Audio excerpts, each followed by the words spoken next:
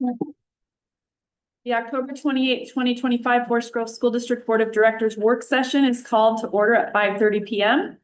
Roll call of board members present: Alma Lozano. Here. Kate Grandusky. Here. Pete Truax. Here. Christy Kotke is here, and Brisa Franco and Maya Andrade are absent tonight. And we're going to move to advancing district goals, instruction engagement, and operations with Superintendent Dr. West. Yeah, thank you so much. Really excited for tonight. It's our first work session of the school year, and we have a lot to share.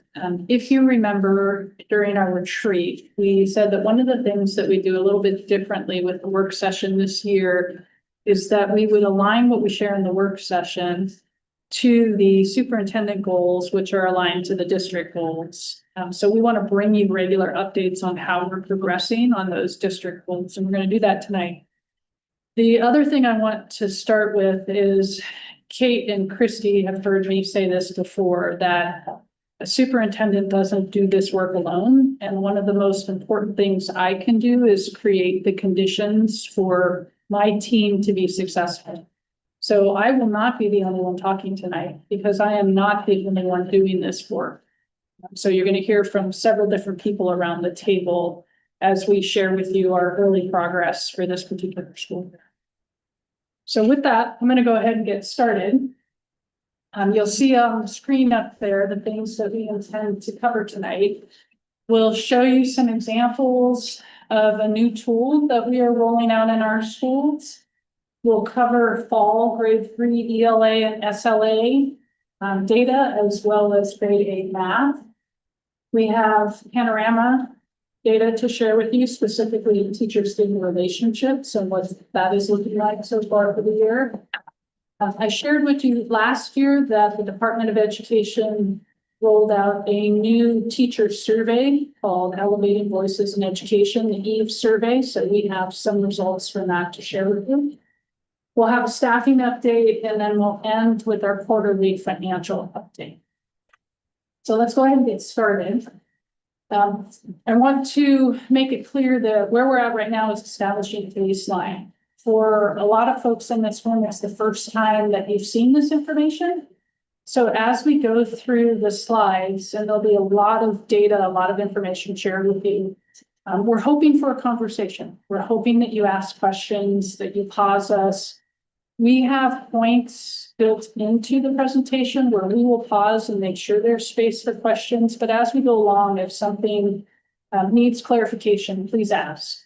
And then from here, we will build on this throughout the school year.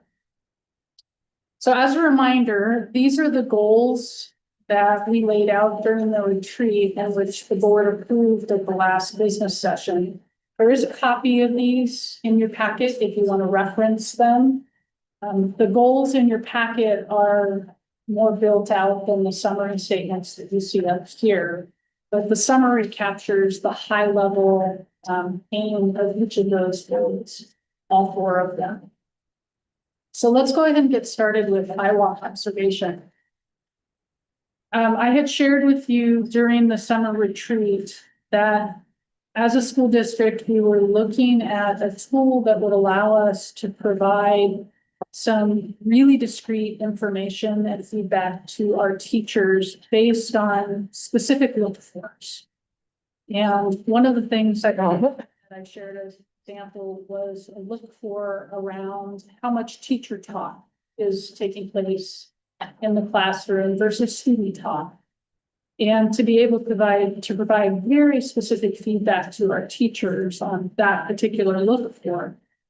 And the reason that we were looking for these tools is that while our evaluation system has built into it a couple of points of observation in each evaluation cycle, it doesn't allow us to capture those 10 or 15-minute drop-ins in the classroom where we might see some really good things happening that we want to highlight, but also some quick tweaks that we can make that can really help teachers. Those observation tools also don't provide the level of specificity that you're about to see in these examples. So the way the iWalk tool works, it's device agnostic. You could do it on your laptop, you could do it on an iPad, you could even do it on your phone if you wanted to. You walk into a classroom, you open up the tool that you want to use, you select the teacher that you are observing, and then you take data. And when you're done, you click submit and it's automatically emailed to the teacher. So here's an example of what that tool looks like. This one is called Keeping Time. And for this particular tool, the way it works, you can see there are 3 different levels there: teacher, student, talk time, instructional grouping, and then different types of grouping. It can be full group, small group, or independent work. And then instructional release. And it says, I do, we do, you do. For those of us who have been teachers, we know that Anita Archer, I do, you do, we do structure. So this is built around that. And then there's a space for us to take comments in here. As you observe in the classroom, you start the timer. Those are timers. So I don't need to manage the watch. I don't need to manage my phone. I just start the observation. And when the class moves on or when the observation is done, I stop the timer and it's captured all of that. And in the meantime, I can take some notes. This is an example of some really specific feedback that we can provide teachers so that they can see, wow, I didn't realize that in that 15-minute period, I talked for 14 of those minutes. That is one of the things that we are working on. Spent a lot of time last year focused on is this idea of opportunities to respond with students. In order for students to have opportunities to respond, we as teachers need to stop talking. And so this is a way for us to provide that feedback to our educators. Another example is this tool right here on task. And you can see right there, it's very faint, the little red dot, but I actually did a practice with this one in one of our schools, and Magda and Juliana were very instrumental in helping us with that, where we went into one of our schools and all of the leaders had a chance to practice. For this one right here, you walk into the classroom, how many students are in the classroom, and you can take either 1 minute or up to 10-minute intervals, and at each of those intervals, you track who's on task and who's not, and you record that. And when you're done, you end up with this, well, you can't see it, right down there in the lower right-hand corner, you get to see how many students are on task over the course of your observation.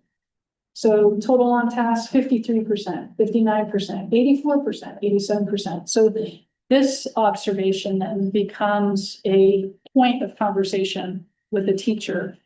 I will tell you, as a teacher, it was really difficult to keep track of all of the kids in the class at any given time. When you have a class of, in my case, at the secondary level, 32, 36 was pretty common.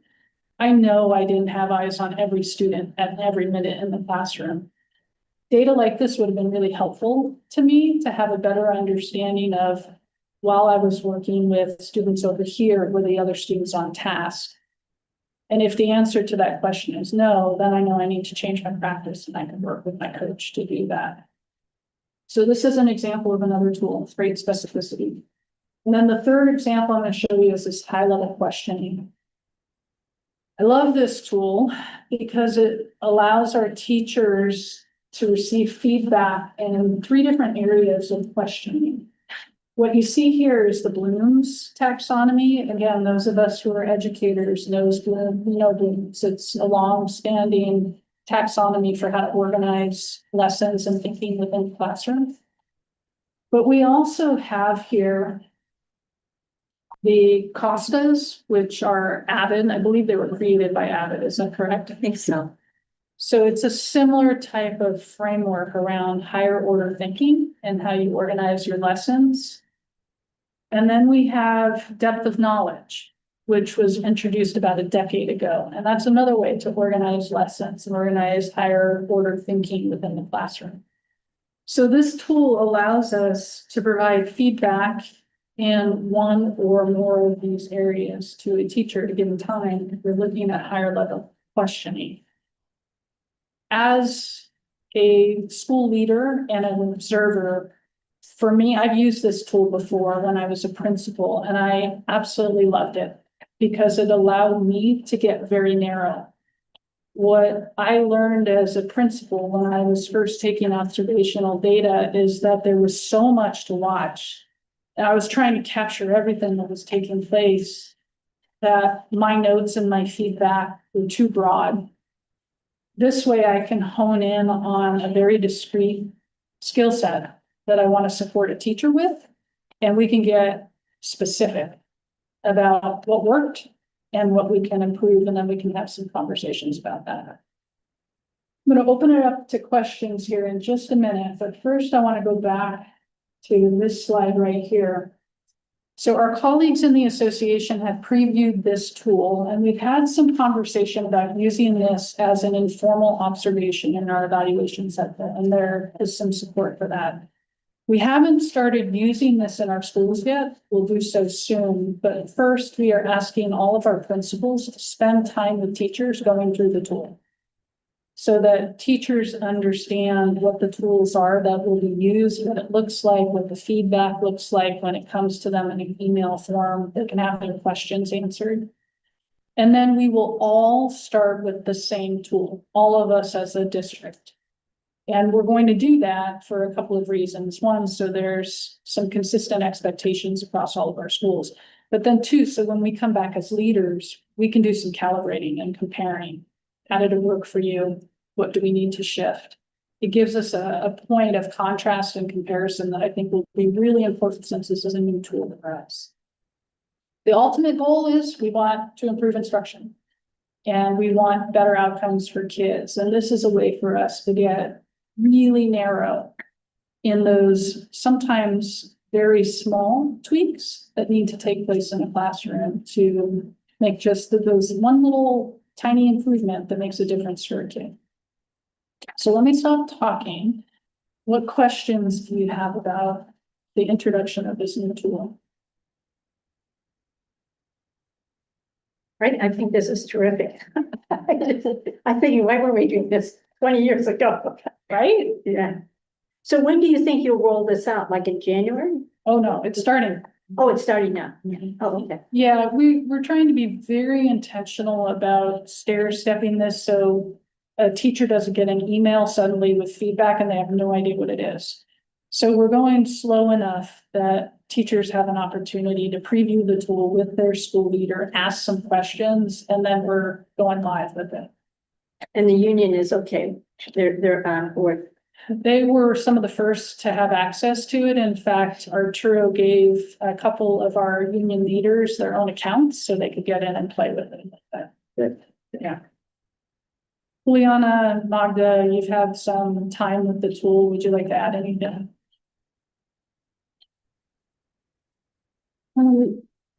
There are a lot more resources available in the website, but we are trying to be really specific so that we get really good at a few before we experiment with even more. And we are calibrating every time we meet. We're going to review some together to make sure that we're using the tool similarly, and it just kind of helps with giving feedback.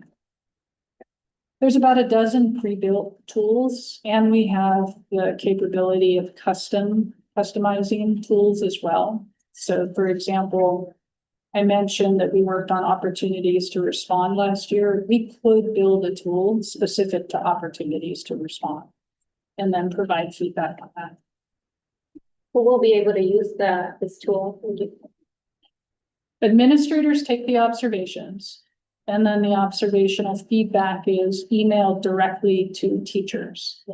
And then in a best case scenario, teachers and administrators can have follow-up conversations about that observational data. That was my experience, is that it led to some very rich conversations about, again, sometimes just the smallest tweak makes a huge difference for a group of kids. So very rich conversations about how to improve instruction. Does that answer your question? It does. Thank you.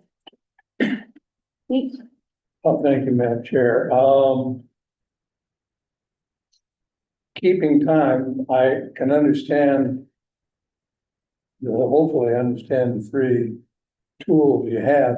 What was the rationale for arriving at using this as a, I guess, quote, introductory tool? Yeah, it's a really good question. One is ease of use. Most teachers coming straight out of teacher school, whether they are new or experienced, understand teacher talk versus student talk.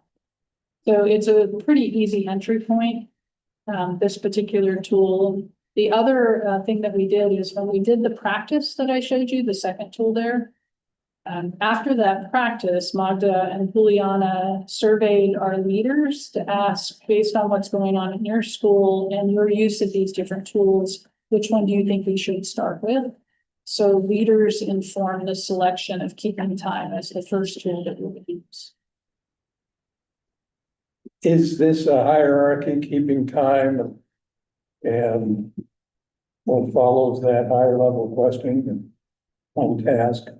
Is that sort of a, I don't want to say introductory level, but it seems to me that when you had teacher talk and student talk, you are looking at one of the basic parts of education, getting the student more engaged. So are the other ones a little bit built on the keeping time, or is there any connection between the three of them? Not the way I think you're trying to link them. Yeah. So there isn't necessarily a hierarchy in that we start with keeping time and then we move on to the next thing and then the next thing. I do think there's levels of complexity within each tool that are more or less complex, both for the observer. So for example, if you're using the higher order, higher level questioning tool, I need to understand what that is. I have to have some understanding of depth of knowledge and how to apply it in a classroom if that's what I'm using as the observer. And then the educator also needs to have that understanding of depth of knowledge and have had some training in that. And I know that they're applying it. So there are levels of complexity that I think increase with each tool, but I didn't necessarily organize them in level of complexity. I just picked 3 tools and wanted to make sure one of them was the one that we are starting with. Does that answer your question? Yep. Thank you. Thank you. So when you look and do this in all our schools, elementary, I'm going to focus on at 3rd grade level. When you get the data, can you see and compare, like maybe Cornelius versus Joe Scale or Harvey Clark or Tilly, and see where the strengths and weaknesses are, and then help mentor that teacher, to improve? Yeah, there is an admin dashboard, which I love because when I first used this tool 15 years ago, it was in FileMaker, those of us who remember FileMaker. And there wasn't an admin dashboard. It was basically just a text file that we had to work with. So that admin dashboard allows either the school leader to see all of the staff that they have completed observations for, or for us as district leaders to see the whole district. And we can look at things like patterns over time. We can look at the number of observations that are completed and when those are completed. So we have some insight into what the observational data tell us. That is helpful. More helpful are the conversations that Magda and Juliana are going to lead us through. Whereas leaders, we come back together and we say, okay, what are we learning about our schools? What are we learning about what's taking place in our classrooms? And then how do we as leaders adjust what we're doing to support the next step? It will allow, to piggyback on that, it will allow principals to analyze data and make choices about what professional development they want to offer to their staff. As well as when we look at the data, we can see, is there a higher level or a district level professional development that we need to apply to more people? So I'm really excited about having access to that data. What other questions may I answer for you about this tool? I have a question about the comments. So Juliana, if you come into my classroom and you take the data, And I get the report at the end of the day, probably when I check, and I look and go, oh geez, like, whoa, no talk time in the comments section, are there next steps that a principal would suggest for levels of support should a teacher want it? Because I would guess some teachers would say, oh, I see that, I know what to do to tweak that with my PLC team, or there might be teachers that say, I would love to have conversation with a principal or a coach to get some more feedback. Can you talk about that? And then also how PD might be aligning with that across the schools? That's a great question. Something that we worked on, we've had a couple of instructional learning leadership sessions with admin. And the most recent one, we talked about actionable feedback and what does that look like when we are giving feedback to teachers? And how are we providing feedback that has those action items? With a new tool, part of the reason why we pick a simple one to start with is it takes a little bit of getting used to. But once we get in a flow, we can have those calibration conversations. We can go more in depth of what that looks like. But I think that's a really good point, having a whole bunch of comments without, here are next steps. Like Suzanne, Dr. West was saying, what do those conversations look like? And then in terms of PD, are you asking about staff PD? Yeah, just our schools then having common PD aligned around some of the themes that might be happening. Yeah. Or is that happening probably before, during and after, right? Yeah. I think there is a lot we can do with this data. Like Magda was saying, if we can see like any district-wide trends, and also highlighting what's going really well in our schools. And where are those like low-hanging fruit? Where can we help just tweak a couple things to increase student engagement? For example, Dr. West talked about the opportunities to respond. That's one we can track pretty well with keeping time. And it's one we've done district PD on all year last year. And this year we're doing a lot of district PD on what does language support look like, and giving feedback on that and seeing what trends we see across the district and within schools, differentiating that way. And then my final question would be, and you've talked about all the things that this can do. If I, as a teacher, I'm getting my talk time data, I'm getting my levels, but maybe I'm doing a particular lesson and I want to see, like, I learned when I was teaching that I was only calling on the right side of the room. I mean, really random things that someone would bring to my attention. If I wanted that particular data point, could I say to my principal, hey, are you able to use this tool to give me this type of feedback? I don't see why not. Yeah, again, we can build custom tools. Okay. And to your point, that's a great one. Like always calling on the right side. I gave observational data to teachers in the past where they called on girls more than boys or boys more than girls. So there are lots of ways we can configure the tools to provide feedback for a specific educator based on what they are asking for or need, or based on what my particular school may need and what we are working on as a team. And is the purchase, this is a tool that we have as a subscription, or if you want to have it be a bigger tool, do you have to, is it kind of a all or Super affordable, a little bit of background. The individual who designed this tool, again, 15 plus years ago on his FileMaker, was a former educator, teacher. You've talked to Kevin, is he still a principal? No, No, so this is this is his full-time business now. But he designed this tool to help him with his own observations. And his colleagues asked for it, said, hey, this is really useful. Can we use it too? And that was how it began. So it is now available, as I said, device agnostic, available to anyone who wants to purchase it, and really affordable compared to other software prescriptions. You have to fact check me, but I think for our entire district to use it each year, it's $6,000. I don't know for sure. Yeah, it's very affordable compared to the other software that we are using district-wide. Yeah, you're welcome. other questions? Oh, I got them, I can't articulate them right now.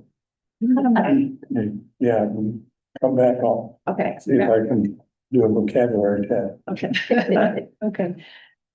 So more on this as the year goes on. One of the commitments that I shared early on in our conversations around goals is that We're going to continue to look for ways to become more effective in the feedback that leaders are providing and to be really specific about those things that we're working on. And this is one of the ways that we are going to do that.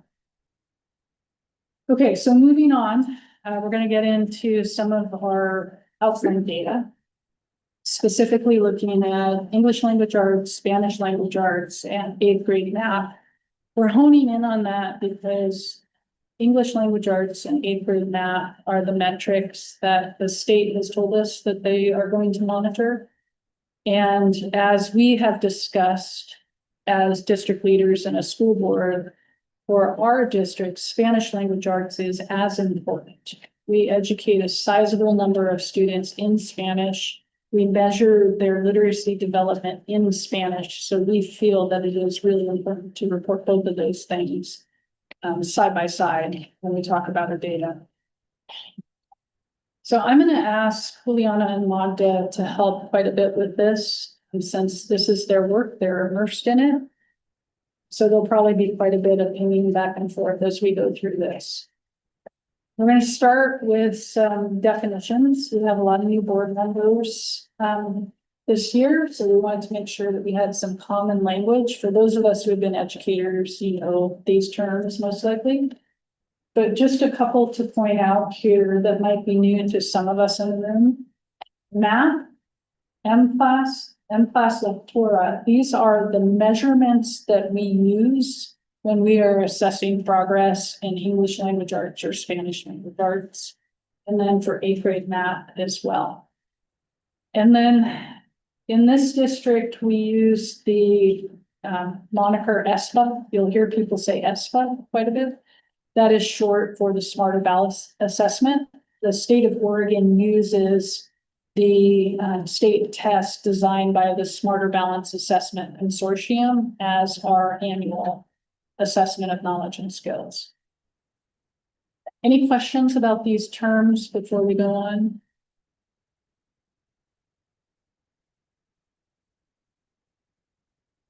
Okay, we're going to just dive right in. You're going to see some new graphs. I'm so excited about the new graphs. All right, let's go ahead and get started with where we're at with 3rd grade. So this is our ELA performance compared to the state. This is actually 3rd through 11th. For those of us new to assessment, you'll notice that there's a gap between 8th grade and 11th grade. The state of Oregon tests all students in grades 3 through 8, and then also assess in grade 11. So students in grades 9, 10, and 12 do not take an annual assessment.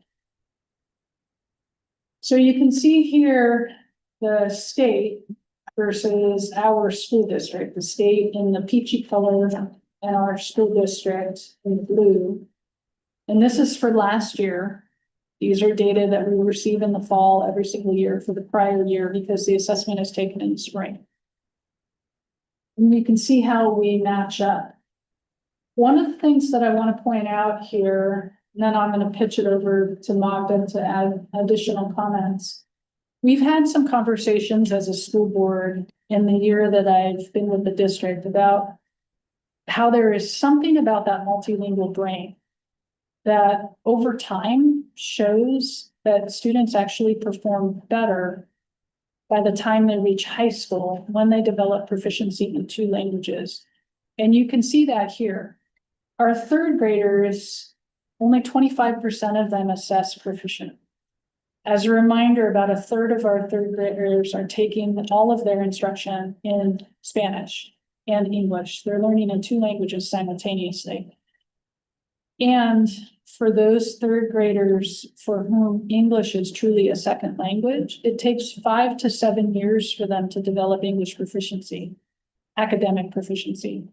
We're assessing them in English before they have an opportunity to develop academic proficiency. That's at 3rd grade. But when we get to 11th grade, our 11th graders last year performed above the state. They exceeded the state average. Many of those 11th graders were the 3rd graders that you see here that didn't pass the state assessment when they were in primary school. So there's a lot that we need to improve here. I'm not making any excuses for these data. We want better outcomes. We want better averages, but I think it's really important that we look at the continuum of the education for our students and not just the grade level outcomes. Magda, what would you like to add to that? The brain fascinates me, and I was able to attend a conference not too long ago where a neuroscientist was talking about a bilingual brain and the different components that they're using when they're reading. And yes, you don't see it in third grade, but their little brains are working really hard, and then you see that so much growth in 11th grade, and that's what's really exciting. I wish we had the ESPA in their main language, but that doesn't exist. So I love that you said, look at it as a whole. And I think that's something that we're going to be watching as a district, is this trajectory. And the next few slides, you will see some comparison data with English and Spanish, and we'll see the growth. Juliana, would you like to add anything for secondary? Not at this time, okay. Could I Please, sir. comment, question, I'm not sure which it is. When I was taking my graduate work in speech, I took a class called language acquisition.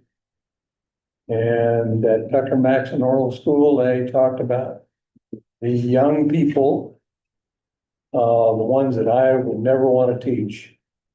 I'd probably get hives being in an elementary class. But they had in their brain something called a language acquisition device. We don't know where it is. We didn't know where it was. And it ages out at about 6 or 7 years of age. So kids who learn bilingually at that grade level are doing it a whole lot easier than the poor kid such as me that was trying to learn Spanish or French as a sophomore in high school. And that stuff seems to support, I think it's a theory or whatever you want to call it, that younger people, the elementary kid learns language in a different way than the sophomore, junior, senior in high school. And we think it should be the other way. But we get truly informed that we are, and we have it backwards. That those kids, if we were to teach those kids in dual languages in first, second, third grade like we do, their acquisition is much easier and much more permanent. I think So I guess it wasn't a question. I guess it was just trying to impress you that I actually listened when I was taking. Well, it's a good argument for teaching Spanish and English to all students in our district. Yeah, my goal is to expand dual language offerings. I think we're facing a couple of pretty rough financial years in front of us, given the state revenue forecast and the uncertainty at the federal level.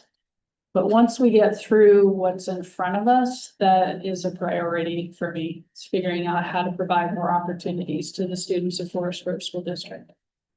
Yeah, because if you see abroad, Europe and other countries, they're learning, they have their native language, but they also learn English. And it's sort of embarrassing to go to Europe. Americans, they can't talk. I mean, some people can speak French, Spanish, but the majority of Americans don't. You're absolutely right. And Pete, to add to what you're saying about the multilingual brain, I think it's important for us to remember that the research is really conclusive now that we do have a language center in our brain. We do not have a reading center in our brain. So to learn to read, we are actually rewiring the brain to develop a skill that is not hardwired there. And the assessment is reading. It's not language. And so that takes time for students, especially when they are learning in two languages, to develop the skill of reading. And in our district, we see that pay off by the time they're in high school, but it takes a while.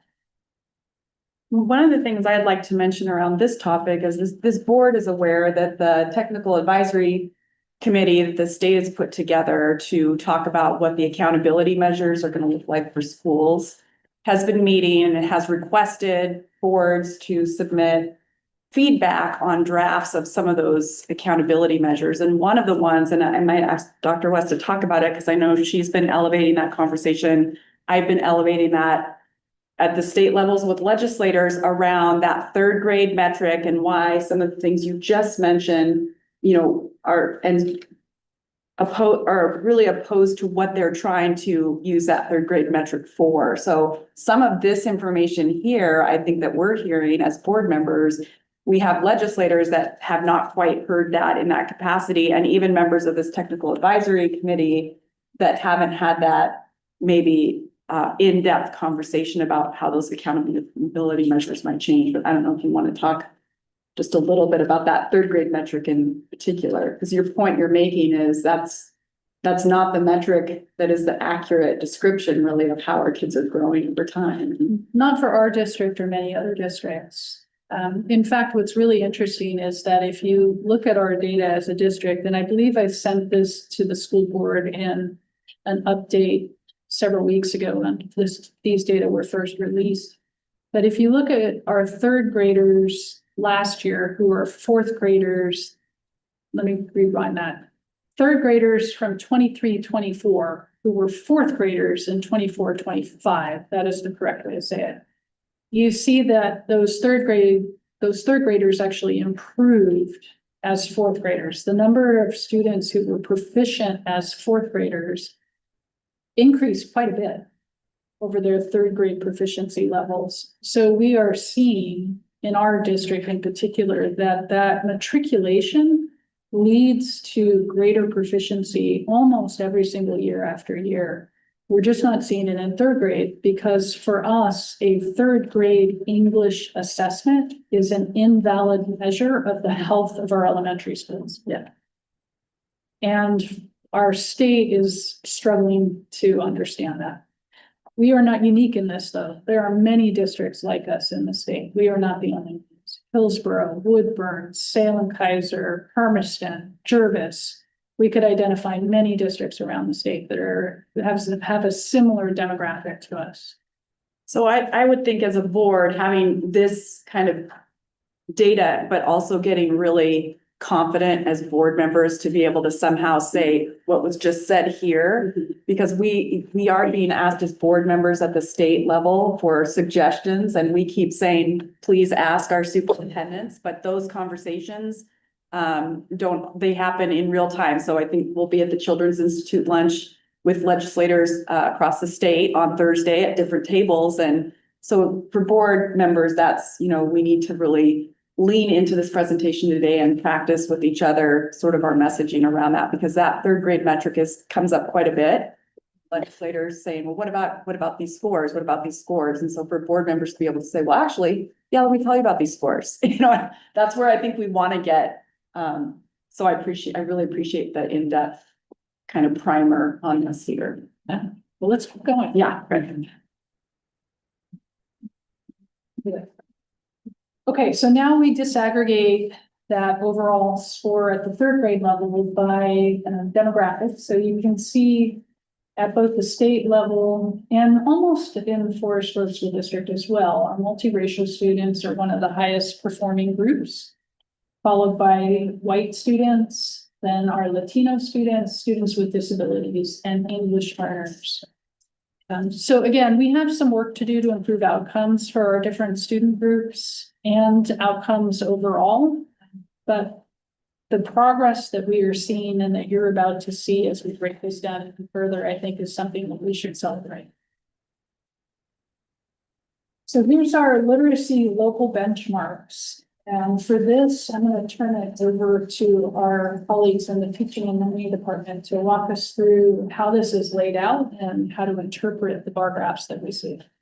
Yes, thank you. This one's really exciting for me.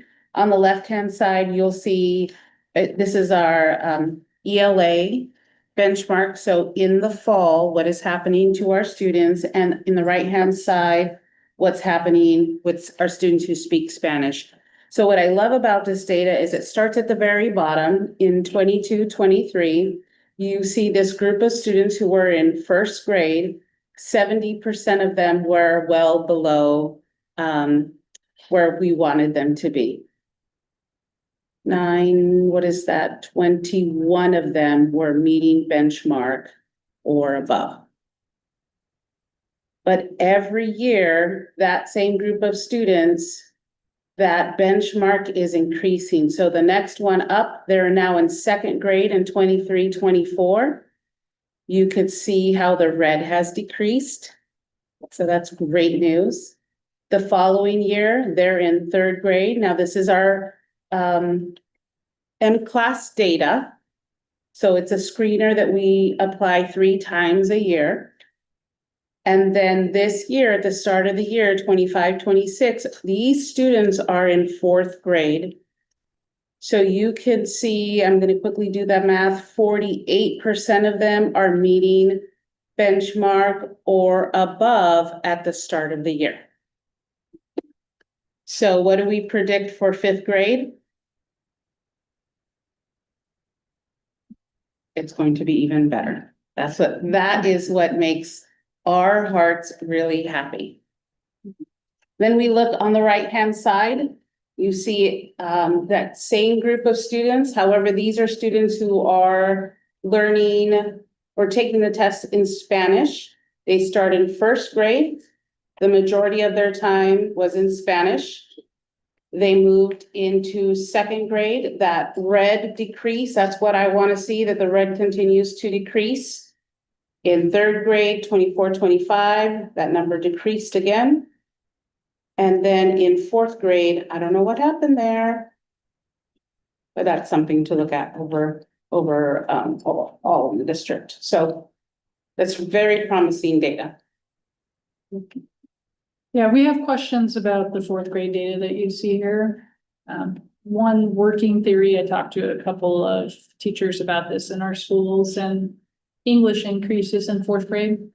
So there's some wondering about, we are in the process right now of restructuring our dual language model and how much time is spent in each language. So one question that we have is, with that new framework that we plan to introduce here in a year, I think, correct? Will we see the fourth grade not be so troublesome for students as they're switching back and forth between English and Spanish? It might be a more supportive model for our fourth grade students, and then as they enter tongue call. Those are questions. We won't know that until we actually implement and take data, but people are already thinking about that. So that for me is really encouraging that we're looking forward that way. Are there any questions? Yes. So what's the difference between below and well below? Because if there's a significant difference between the two of those, then it would seem to me that below could also sort of be nudged into that. They're meeting success in some areas, not as many as we would like, but they're meeting the requirements in some areas. I would just like to know what the difference is between below and well below. I don't know the percentile ranks off the top of my head. I can get that for you. What I like about analyzing the data this way is just what you were thinking. When I have a class that 72% of them are in red, that tells me I need to apply instructional practices for the majority of the group, right? Whereas if it's just 30%, that might be a pull-out group. So I know that doesn't quite answer your question. I can get to the percentile piece, but I like to look at it kind of in that way of how am I going to apply instruction. And to your point, Pete, This is where our teachers are really skilled. So we're looking at district-wide data here, but at the classroom level, we have teachers looking at student-level data. And so they know exactly which students are in that below category. And to your point, some of them are this close to bumping over to being at grade level. And we are still learning as a system, but we are learning how to support those students at each level of their progression, and the interventions that are being implemented at the schools are able to identify those students, give them what they need to move just to the next level so that they are proficient.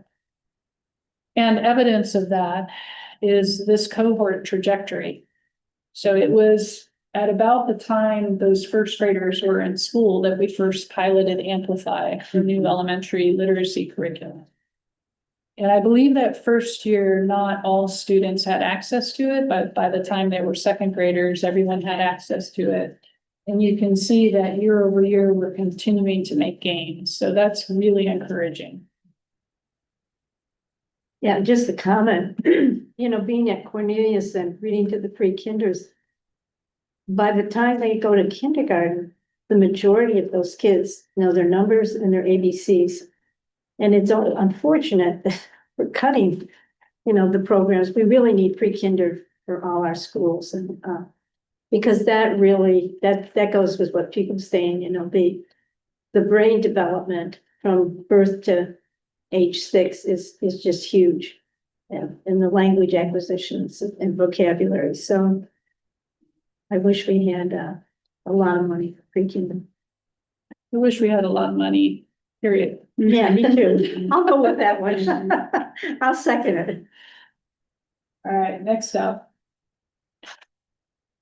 So here we disaggregate it by students who identify as Latino or English learners, and then students in special education. Again, this is beginning of year. We would expect to see this change over the course of the year. We'll have 2 more opportunities to assess progress during the year, and we'll bring that into the boardroom. Okay, math. So similar graphs again. Here you can see Oregon versus Forest Grove School District. We are green. Oregon is still peachy. And overall, our math scores are not as encouraging as our language arts scores. We have some work to do here.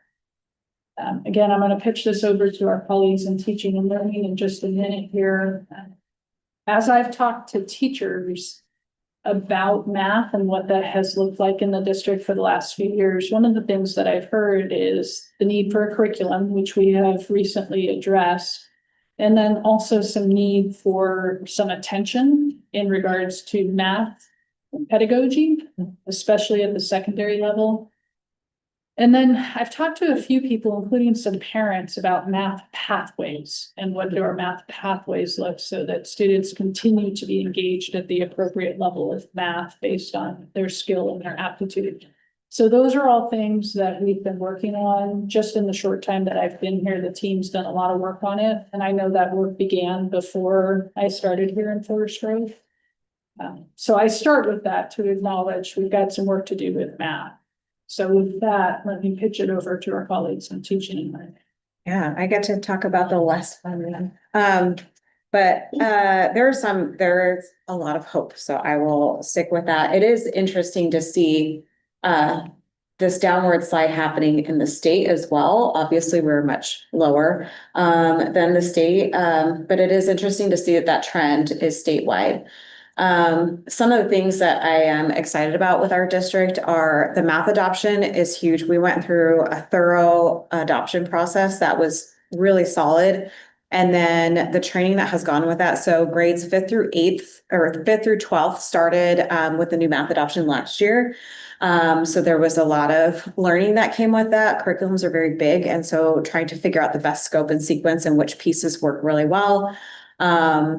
Is challenging and is going really well. What I hear from teachers who've been doing this and some of the early adopters who started last year in the younger grades is that Kids are talking about math more than they've seen. And we know if the kids do the talking, they're doing the learning.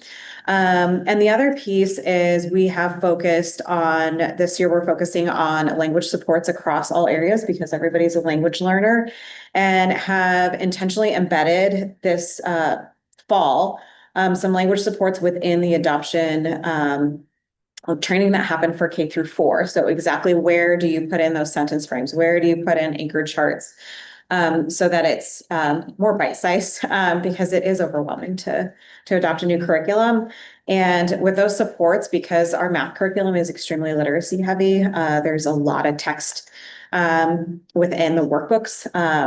I think that we're going to see a lot of growth with that as well. And especially we've had Amplify in front of us. The science of reading is going to support all of that math literacy as well. Magda, would you like that, Anthony? No, I was trying to see if I could find Pete's answer. His answer to his question. My comment on this was the entire state's got some work to do. Yes. Yeah. I mean, we are, obviously, we have nothing to brag about. But virtually every other school district has its work cut out for it. 40% at third grade level and 20% at the 11th grade level. That's not by any stretch of the imagination. Even using mirrors and smoke is not good news. No, it's something that we need to work on. The other wondering that I have in terms of how we interpret these data is that the high school is where we have the lowest participation rates for our state assessment. And there is a point at which the results may be called into question. Are they valid and reliable once you reach a certain threshold? The state will tell you anything over 70% interpret with caution, anything over 95% interpretation, or 95% participation, you're pretty solid with your interpretations. We're not there. We have some work to do.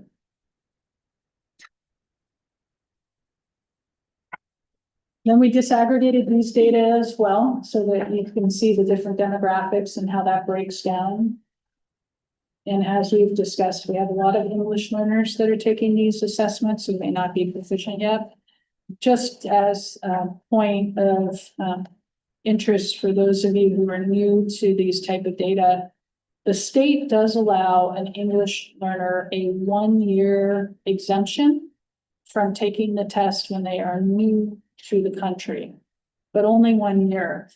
And I go back to, it takes 5 to 7 years to develop academic proficiency, but we start assessing students in English almost right away after they arrive in the country as students.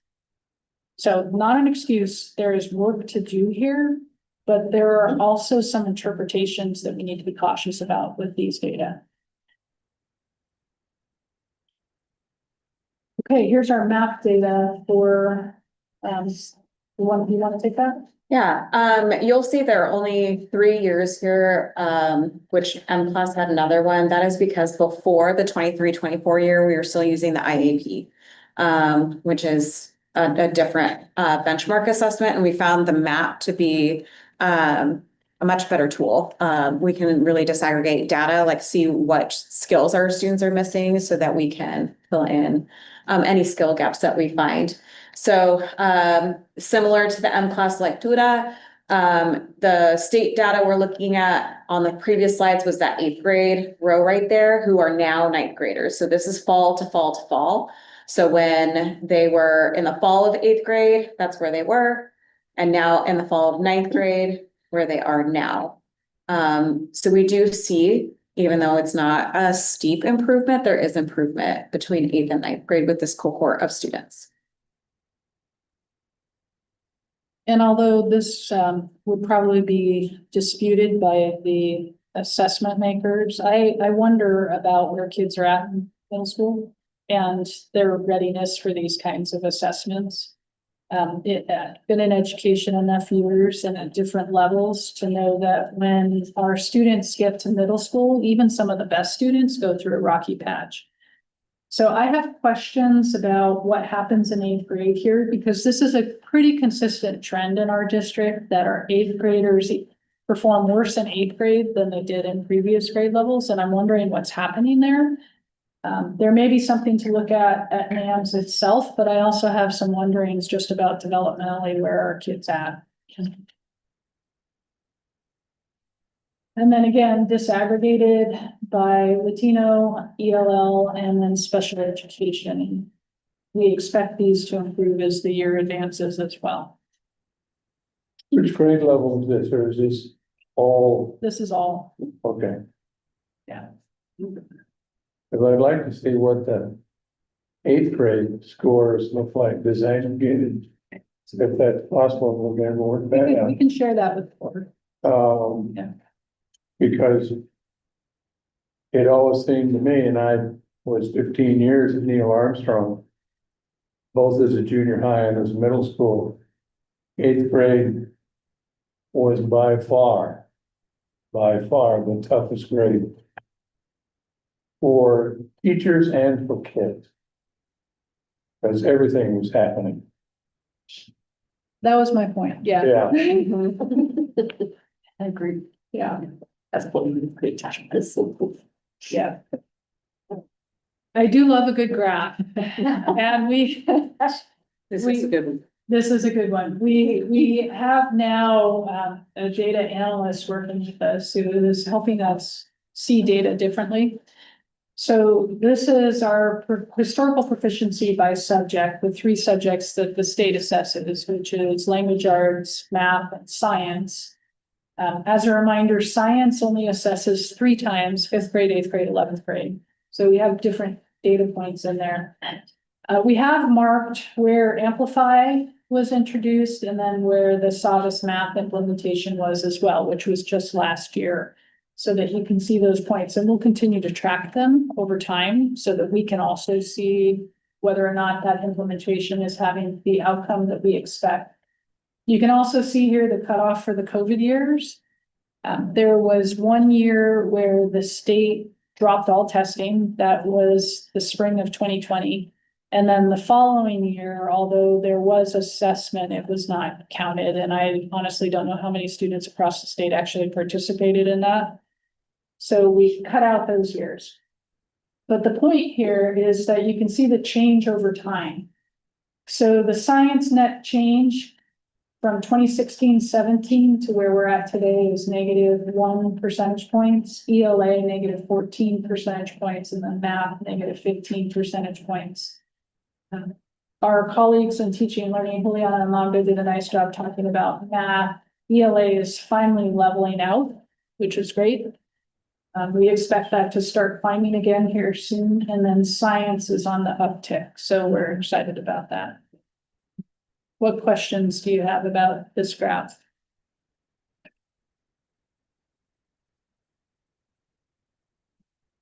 Science has just started the new Twig at the middle level, correct? middles, yeah, It's 5 through 12. 5 through 12. Yeah, 5 through 8 is Twig, Thank you. and then high school is doing a McGraw-Hill. Okay, that's Yeah. right. Okay, K4s will start next year.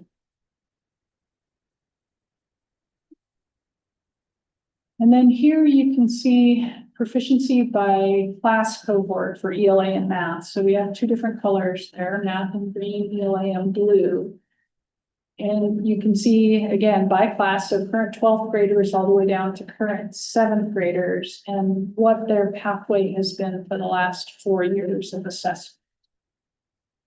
You'll note that only our 12th, 11th, and 10th graders have COVID blocked out because they were in school at that time where our current 7th graders weren't quite being assessed during those COVID years. What questions do you have about this? Again, some celebrations. We're back on the uptick in some areas and some work to do in math in particular.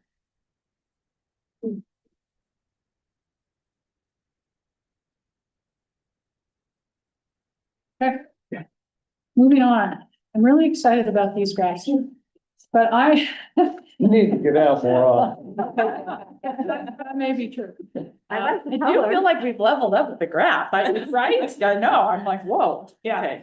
So as we're talking about our internal data, so our benchmark data, as well as our state data, we wanted to bring this next topic into the conversation because I think it's really important for us to understand so we can help others understand why it is so hard to move outcomes for an entire group of students in a content area.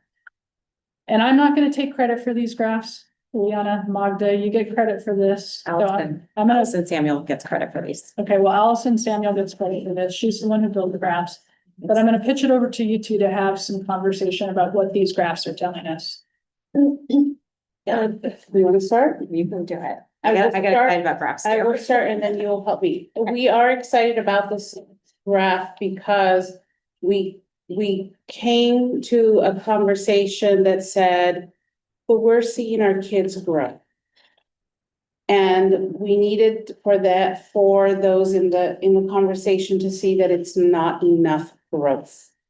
And so we came, Suzanne talked to us, we talked with Suzanne and we said, to Allison, and we said, we need to show the data so that staff can see how a student is growing and yet not growing enough. That's the piece I'm gonna contribute, and I'm gonna let Juliana jump in next with the color code. Yeah, so the color coding here matches pretty closely. We got hex codes to figure out color coding on the other one, so that's all fancy from data analysts, so but similar. We have case studies here. These are real students in our district who started at different points in their early years, and it's very hard to read. But that top graph, that data point starts in grade 6 and it goes fall, winter, spring, fall, winter, spring, fall. And this is a student who we see started in this red zone. And it is really excited, like Magda said, to get excited, like that growth is like, oh, it's so beautiful. But if you follow that trajectory, the line that you see vertically on the side, that says Oregon ESPA level 1. So even with that growth, this student, when they get to this coming spring, is going to be at a level 1 on ESPA. The next one shows a student who's a little bit higher and maybe made it up into the green, which we're like, sweet, that looks like maybe they're on track. Even so, level 2, which to have proficiency on the ESPA, you have to have a 3 or a 4. So they're still not quite making it, even though they're in the green. So it's sneaky. Do you want to flip to the next slide? Yeah. So a couple of other examples. I wanted to be, Allison provided me like dozens of these, and it was fantastic. But this one is really interesting to me to see a student who's starting in the blue, which we would think maybe above grade level. They kind of end up flat. And so there's growth there. But it's a little bit flat and just reminds us we need to be growing all of our kids, no matter where they start. And this student might make it to a level 3, not even a 4.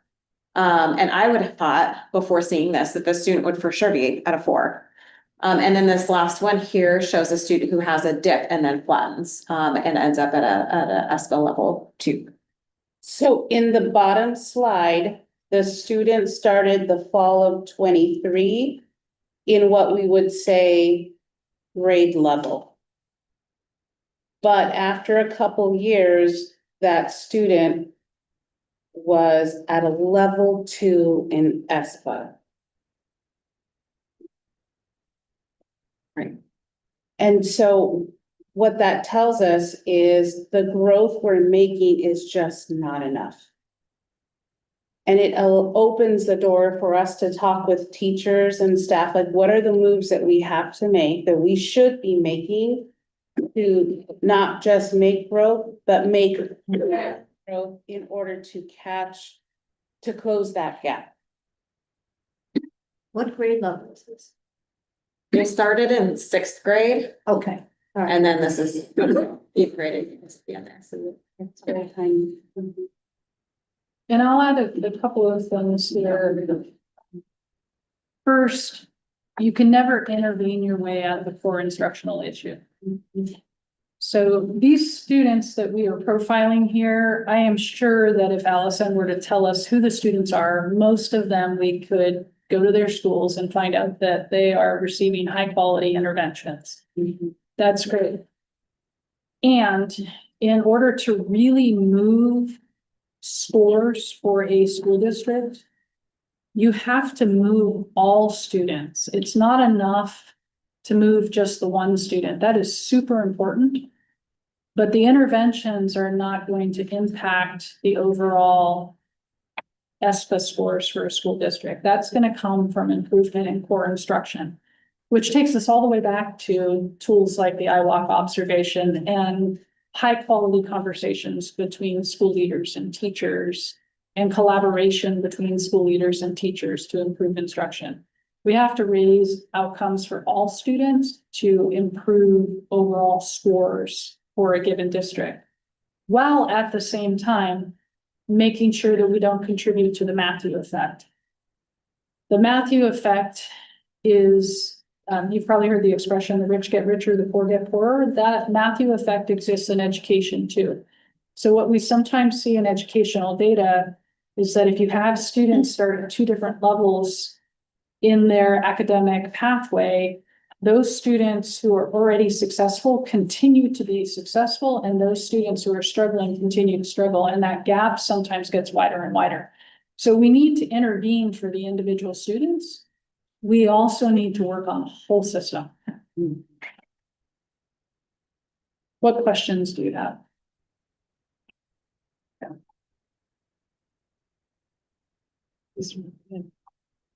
Thank you.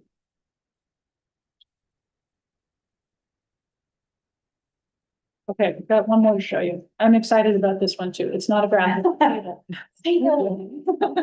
Yeah. So BOY, beginning of year, just to orient you. So we're comparing the beginning of last year with the beginning of this year. This is an assessment called Flashlight 360 that we administer just with our English learners.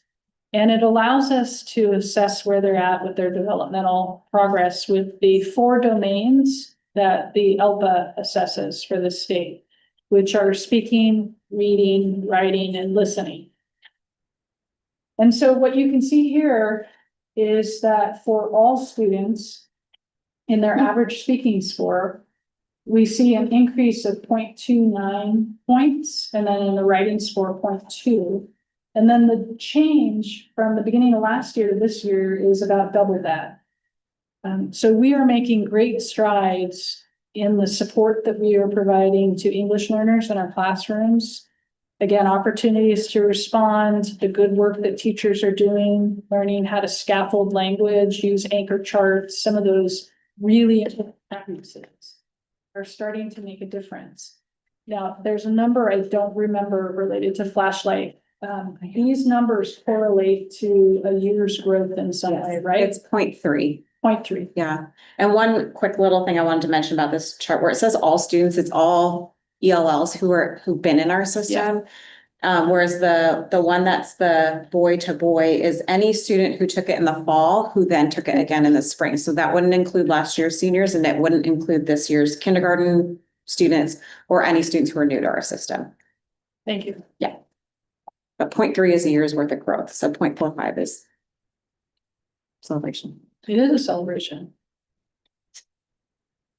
So we wanted to highlight these data with you to, one, look at the things we need to continue to improve in. There are areas where we need to do better, and we are working on that. We're not shying away from that. That is our work. But there are also many things that we can celebrate as a school district. There's been a lot of work over the last couple of years in this district to improve instruction. Our teachers have really dug into that. Our teachers on special assignment, where they have embraced this, they are rock stars and really leaning into how do we improve curriculum? How do we improve instruction in the classroom? And we are starting to see that pay off. What questions can we answer for you?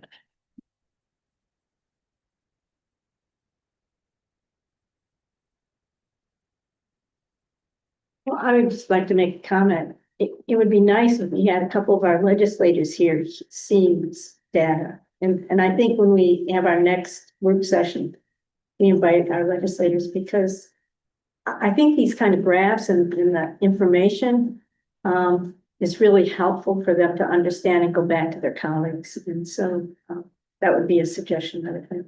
That's a great idea. I'll invite them. Good. I'll call them up and remind them. Okay. Yeah, Madam Chair, my question would be,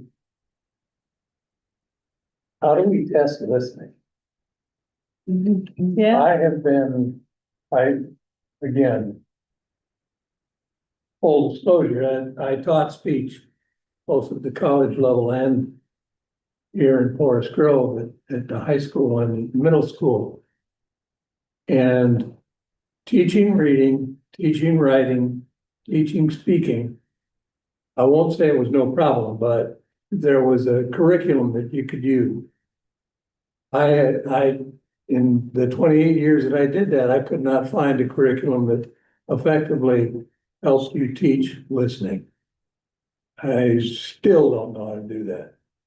And I don't know how you learn it. You just do it. You pick it up. We have flashlight. We're using that tool. Students are able to put headphones on and actually listen, and then it prompts them to do something. And so that's right now how they're measuring if they're following the prompt appropriately. and Alpha has a listening component, again, headphone with a microphone.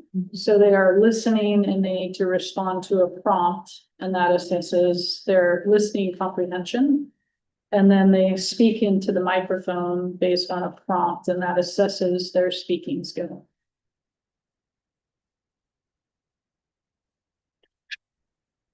I can see what you're not saying. Yeah. It's not natural to speak into a headphone Yeah. and That's be measured that that's way. an artificial, that to me, that's an artificial arena. And stuff you learn in an artificial arena, you have a tendency to forget when you walk out the door. Or maybe when you even get within walking distance of the door.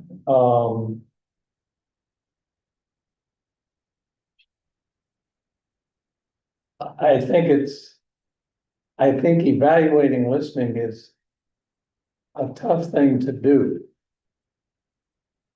Because it's a tough thing to teach.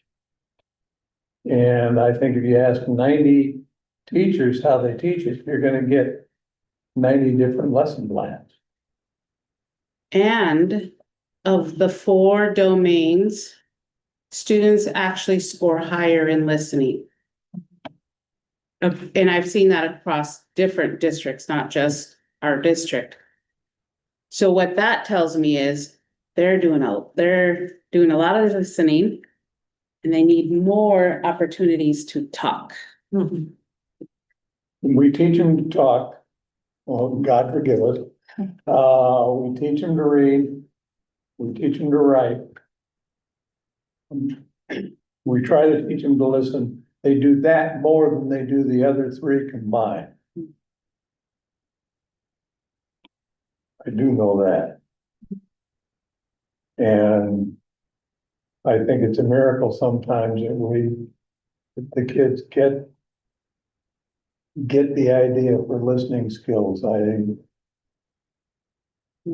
worked on it. Some got it, some didn't. But we do it more than we do anything else. We're really excited about Flashlight as a resource, not just to measure, but for students to practice. So that when they do go and take the Alpha test, that one test one time a year, that's very unnatural. They've had multiple opportunities to practice in the same format. So we're hopeful that we will see increase in results. Do we need a break? I was just gonna say, why don't we just take 3 minutes? Does anybody need a break? I'm good, either way. We're all good? We just keep going? Okay, well, I'm gonna use the restroom, but we'll just, you guys continue. Okay, yeah, keep going. Right. I'm gonna keep going. I've been given instructions. So we're gonna talk about teacher-student relationships. This is just one of the domains that is included in the SEL Panorama Survey that is given a couple times per year to our students up to grade 8. The high school has a separate survey that I need to dig into more, so those data are not included here. It's their own self-developed survey, so it doesn't quite have a one-to-one match. These are the questions that make up the teacher-student relationship domain. It's these 4 questions. So when we look at the next several slides, you'll see what is informing the metrics that we're going to review. So if you were upset when you came into your class, how concerned would your teachers be? When teachers ask, how are you? How often do you feel they really want to know your answer? How excited would you be if you could have your same teachers in the next grade too? And then how respectful are your teachers towards you? This domain was selected because it's very highly correlated to sense of belonging. And that is really important to our students. So we're going to start with grade 3. This is information that spans back to the fall of 2022. And you could see back then our students rated this question 81% favorably. Let me pause here for just a minute and explain that. So when students are asked to respond to Panorama SEL survey, it's not a yes or no question. It's a question that is framed more along the lines of, how do you feel about this question? And then they rate it on a scale. And that's where we get these favorability scores. It's not the percentage of students necessarily that said, yes, my teacher does this. It's the percentage of students that rated that overall question domain favorably. You can see that we took at the beginning of the last school year, 24-25. We're in the exact same place at the beginning of this school year. If this trend is similar to last year, we'll see that overall percentage climb. That's what we would expect to see. What we hope for over time, though, is that we return to the steady progression that we started in the fall of 2022 and see that stabilize and level out and start to increase incrementally over time. So there's something in there for us to do some work around. But another way to look at these data is, where are we nationally with this response? So for our 3rd grade, you'll see over here on the left-hand side that I have selected some things. I wanted to make sure we were comparing ourselves to non-urban schools, because we're not an urban school. That we're looking just at elementary schools, and for our percentage of students that qualify for free or reduced meals, we're right there in that middle, that 30 to 70%. So our 72% favorability rating at the 3rd grade puts us right about the 70th percentile nationally. So again, there's some work that we can do there, but it's also not terrible. Skipping to 4th grade, you can see that favorability rating is a little bit higher and also a little more stable. And then for our 4th grade students, that's at the 99th percentile. So that's really good. Go 4th grade teachers. They're doing something right. At the 5th grade, 76% favorability rating, and that's quite a bit higher than where we have been. And that's rated at the 90th percentile nationally. 6th grade, 63% favorability rating. And that is at the 30th percentile nationally. Now I want to pause here for just a minute, because our 6th grade in this district is in an upper elementary school. That is an unusual model. There are K-6 schools. There are middle schools that are 6 through 8, but it is unusual to have an upper elementary school. Look at what happens when I shift from elementary to middle school. We're at the 90th percentile. So I think, I don't know what that means, really. I have questions about the implications of that for this upper elementary school model and what it might mean as we think about how we're supporting students compared to other districts around the nation. But there's something in there to take a look at, which is why I wanted to see these data in this way. Yeah. Could you go back 2 slides? So, you know, in the fall, the kids do not know their teachers or new teachers. So you would think that that number in the spring would increase. So it went from 61%. Oh, I'm looking at fall 23, I'm sorry. I was thinking there should be more of a Increase towards the end of the increase year. in the spring because they know their teacher now. And they know their classmates, and there should be more of a sense of belonging, wouldn't you think? I think that's a fair hypothesis. I've also worked with sixth graders. Oh, oh, okay, all right, I haven't, Bless you, my child. okay, so, okay, all right. I was just, that was just an observation, a quick observation. No, and we would like to see that increase over time as well. Yeah. So there are some questions to ask here and some work to do here.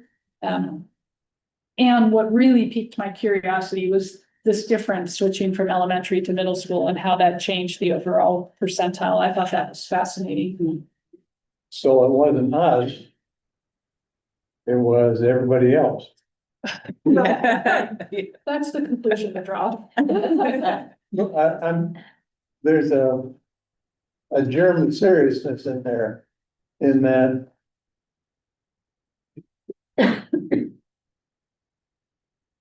this upper elementary is that mixture. It's neither fish nor fowl. Right, that's exactly it. And using those two barometers, we end up with different results. Because, and I'm hypothesizing here, is that there is no other animal for us to be compared to other than the elementary school or the middle school. There is no category nationwide for upper elementary. There's not. You're exactly right. And most elementary schools that include a sixth grade or K-6. So those students have been in that school with typically a relatively stable group of teachers for 7 years. So very different than the model that we have.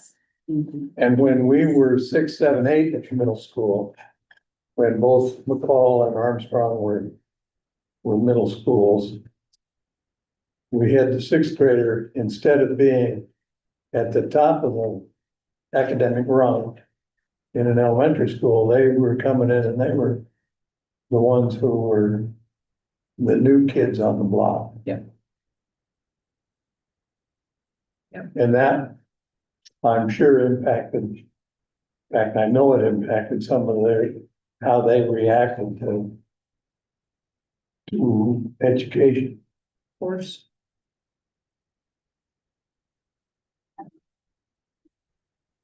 Okay, so seventh grade, again, that 53% favorability rating puts us at the 70th percentile nationally. And then eighth grade, 53% favorability, and that puts us at the 70th percentile nationally.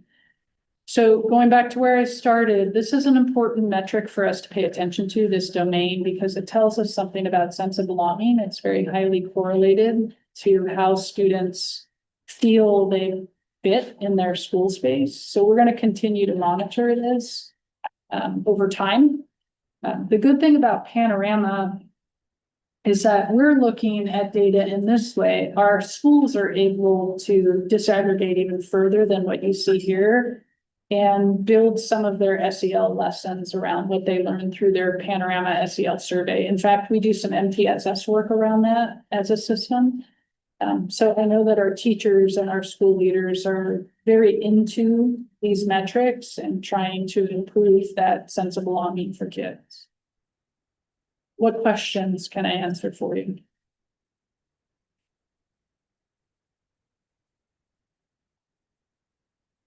Are these evaluations or assessments questions given to the students all in English? Are they translated in Spanish for any of the bilingual kids? I believe they are all in English. I can ask, no, they are They in can toggle to Spanish. Spanish. Okay, great. Super. Thank you. It's been a long time since I've administered myself. Okay. All right, we're gonna move on. Still doing good? Okay. All right. So elevating voices in education. This was a new survey last year. As I shared, it replaces previous surveys that were administered at the state level, and these surveys are listed up there. For Forest Grove School District, we had between 1% and 25% of our staff take this survey. For me, that's really not helpful to return a range like that, but that's how the state returned the range. But I point that out because that means we should interpret these results with caution. That's not a significant number of our staff. We're going to do some work with our school leaders this year to encourage more staff to take this survey because the questions are really good, and you're going to see that here in just a few minutes. So we're going to dig into this so that you have at least a baseline to develop an understanding of what these questions are asking of our colleagues and what we might do with them. So this is a summary document. It shows all employees in our district, just teachers, staff refers to classified staff. Everybody has an opportunity to take this. It's not just teachers like the TEL survey was. Administrators could take it too. It is blanked out like that because it was such a small sample size that the state couldn't return results for us. It's similar to the SBAC in that way. The blue score that you see here on the left-hand side by the different domains, that's the state score for all employees. So you can see how we compare. Now, I'm not going to get into all of these data. I'd be happy to share the link to the survey results if you want to dig into all of these different domains. I'm going to quickly highlight 6 different domains. And I chose the top 3 and the bottom 3 scored domains. So starting with meaningful work, the statements down below are the statements that feed into that domain. And you can see that based on responses of the 1 to 25% of our staff who responded, overall, the one that received the highest ratings was here. The climate at my workplace is safe. That's important for us to monitor because psychological safety is really important for people to be able to do their best work. Again, it's not perfect. We can have some room for improvement, certainly. But that was encouraging to see there. Where we have obviously some work to do, my work values my perspective. I was disappointed to see that being the lowest rated in this particular domain. What that tells me is that we need to do some work as a district around creating the space to ask questions and listen and make sure that we have collaborative processes in place in our school spaces. So let me pause before I go on.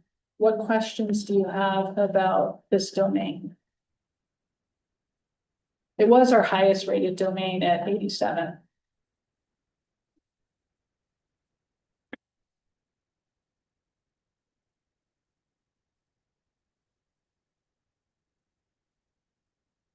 Are these ranked by like a scale of 1 to 10, or how does this get rated? Yeah, there is an algorithm. So they were rated by everybody on a scale, and then that scale was multiplied by the number of questions divided by 100. There is a formula that I can send you for how they came up with this score if you'd like to see it. It's not a straight 87% of the responses were positive. It's a more nuanced algorithm than that.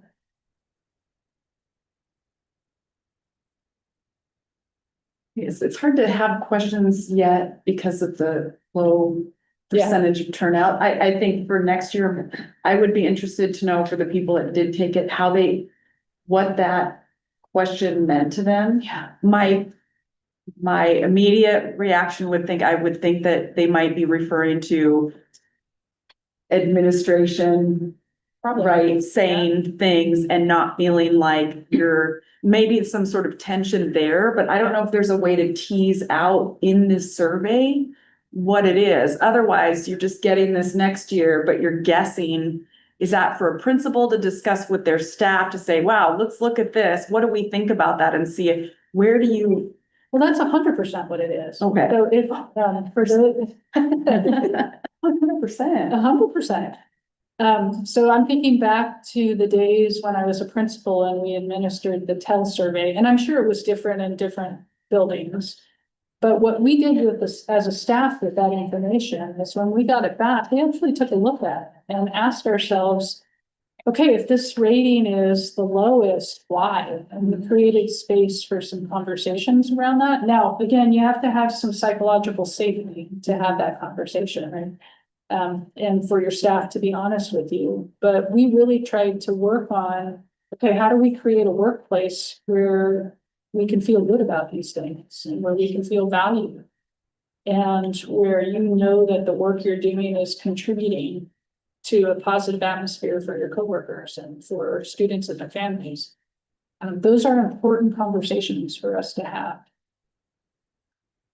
Is that fair? Oh, so do you tease out classified versus certified versus district? Well, that's what you see. Oh, here. okay, yeah, okay. So you can see the difference between teachers and staff encompasses everybody other than a teacher or an administrator. And I can share with the board if you're interested. There's a link to a dashboard where you can drill into this a little bit more and see all the other domains. Again, I'm just highlighting 6 of them here to give you an overview of where we did really well and where we have some room for improvement. And then I guess I would be interested to see maybe the value, even though there were only 1 to 25% that took it, is that it then allows now this conversation.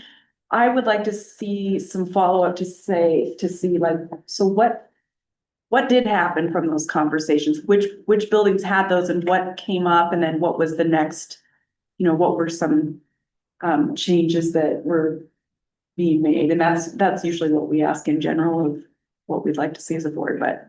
Yeah. Well, and you're getting a first preview. These are new data. So our school leaders haven't had a ton of time to immerse themselves in this, but that will come.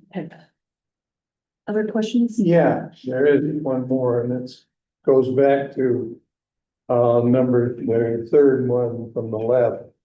Climate of my workplace is safe. I'm getting concerned about that because of the overall environment. The idea, if we have reports of students and students' families facing attacks or arrests or whatever you want to call it. How does that translate to teachers and staff also sharing that unease, not only for their students and their students' families, but for themselves? Because Vasquez Perdomo gives the Supreme Court has said people can be arrested or stopped or interrogated based on what they look like. Skin color and the language they're speaking. And I find that not only appalling, I find it something that would make a great number of people in this country very, very nervous with no reason at all.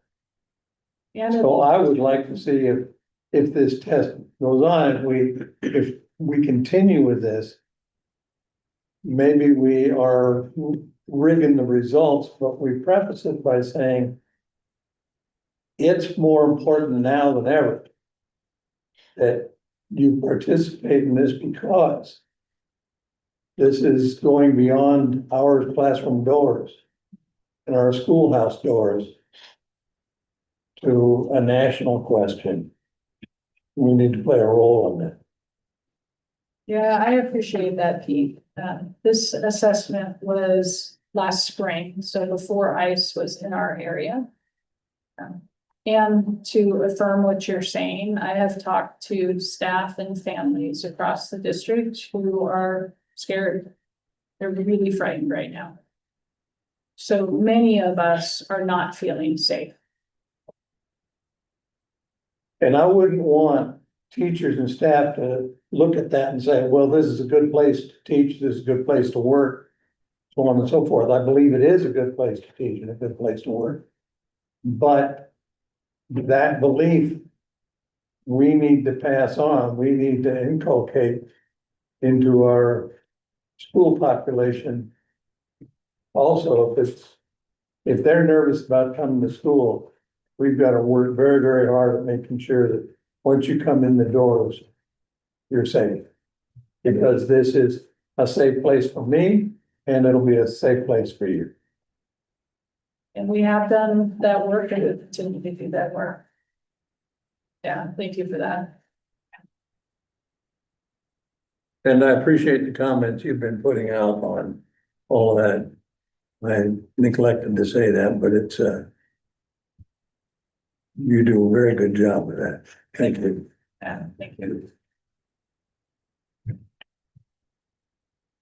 So moving on to the next one, sense of belonging, our second highest rated at 82. I'll let you read the statements down there. Again, this was I was interested in this in that the responses are very stable across this full domain. There weren't a lot of highs, there weren't a lot of lows. Certainly some room for improvement. Really heartened to see that people feel that their coworkers care about them. That's what we hope for in all of our work environments. And areas that we'll continue to take a look at. What grade level teachers took the survey? 1 to 25% of our teachers took the survey. That is all we know.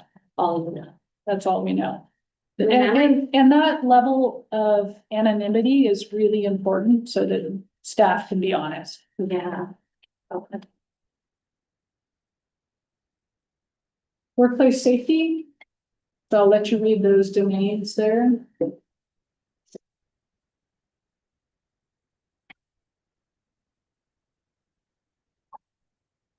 Some good feedback here about health and safety trainings. Even with a small survey sample, that is clearly an area that we could have.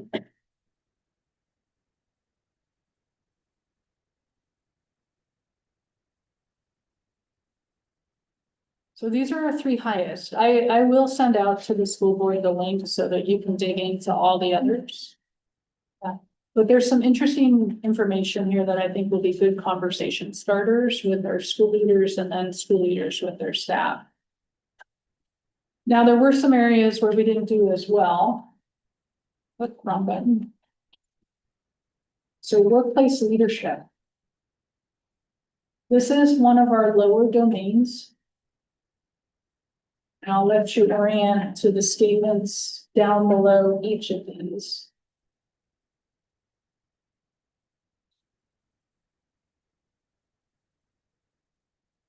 If you look at this last one here, asks for feedback, I think there's certainly a connection there to being valued and their opinions being valued at work. There's some consistency in these responses that we need to learn from and respond to. And there's a couple of other low ones that I certainly flagged. Like to believe that our leaders don't understand the work that is taking place, that I have questions about that. And I have questions about not believing that our leaders positively influence the work that is being done. Again, I'm interpreting these results with caution, but I have questions.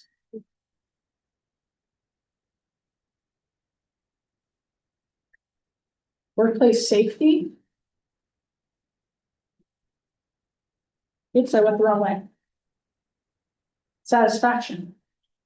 So a lot of statements here within the satisfaction domain. So the way this was phrased is a little bit different than the other area. And so it says up at the top, indicate the degree to which you are satisfied with the following areas. So instead of agree with the statement, it's agreement with different areas, which is why you see so many here.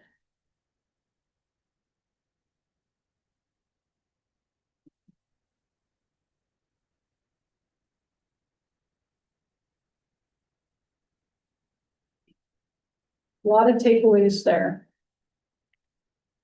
And again, a lot of questions. I have questions, for example, about opportunities to work from home. Yeah, that was interesting to me too. Yeah, I mean, our students are in our classroom, so there aren't too many opportunities to work from home. I don't know how we can really influence that. Voice and decision-making, again, I'm seeing some consistency in the responses here. There's certainly something we need to look into there. Workload is something we talk about a lot. So I'm not surprised to see that.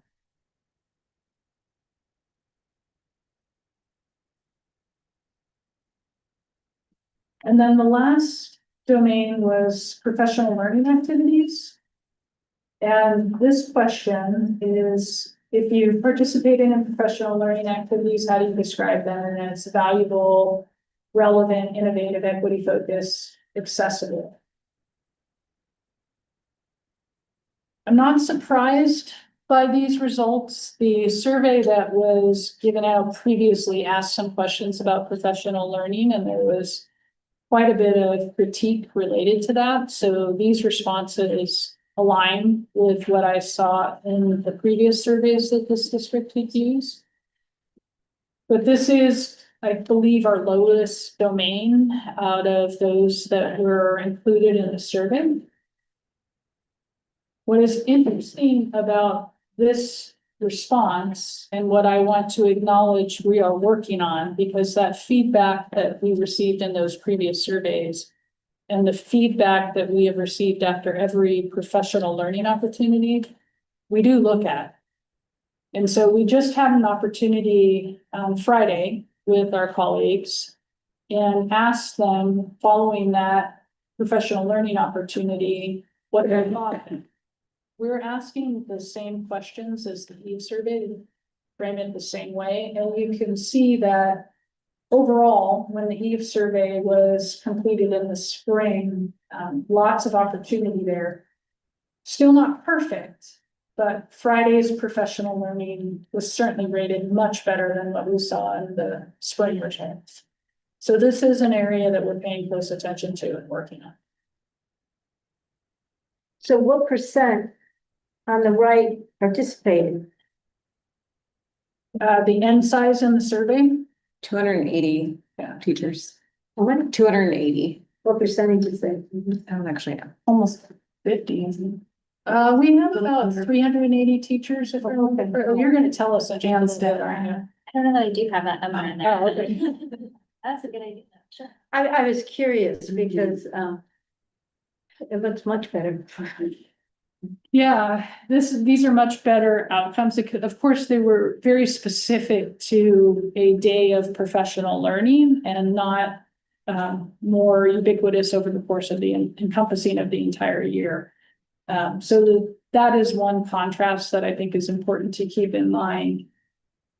But it's something that we're working on, something that we'll continue to improve in.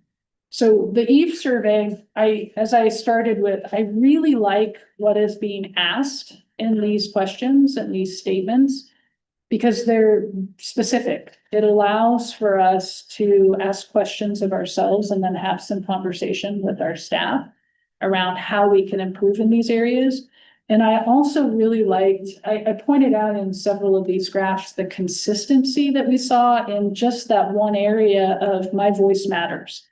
Now, the statements were slightly different in the different domains, but it was a consistent theme. And seeing that tells us that's an area that we really need to work on. So this survey has some real benefits for us as a district. It can help us identify where we need to improve.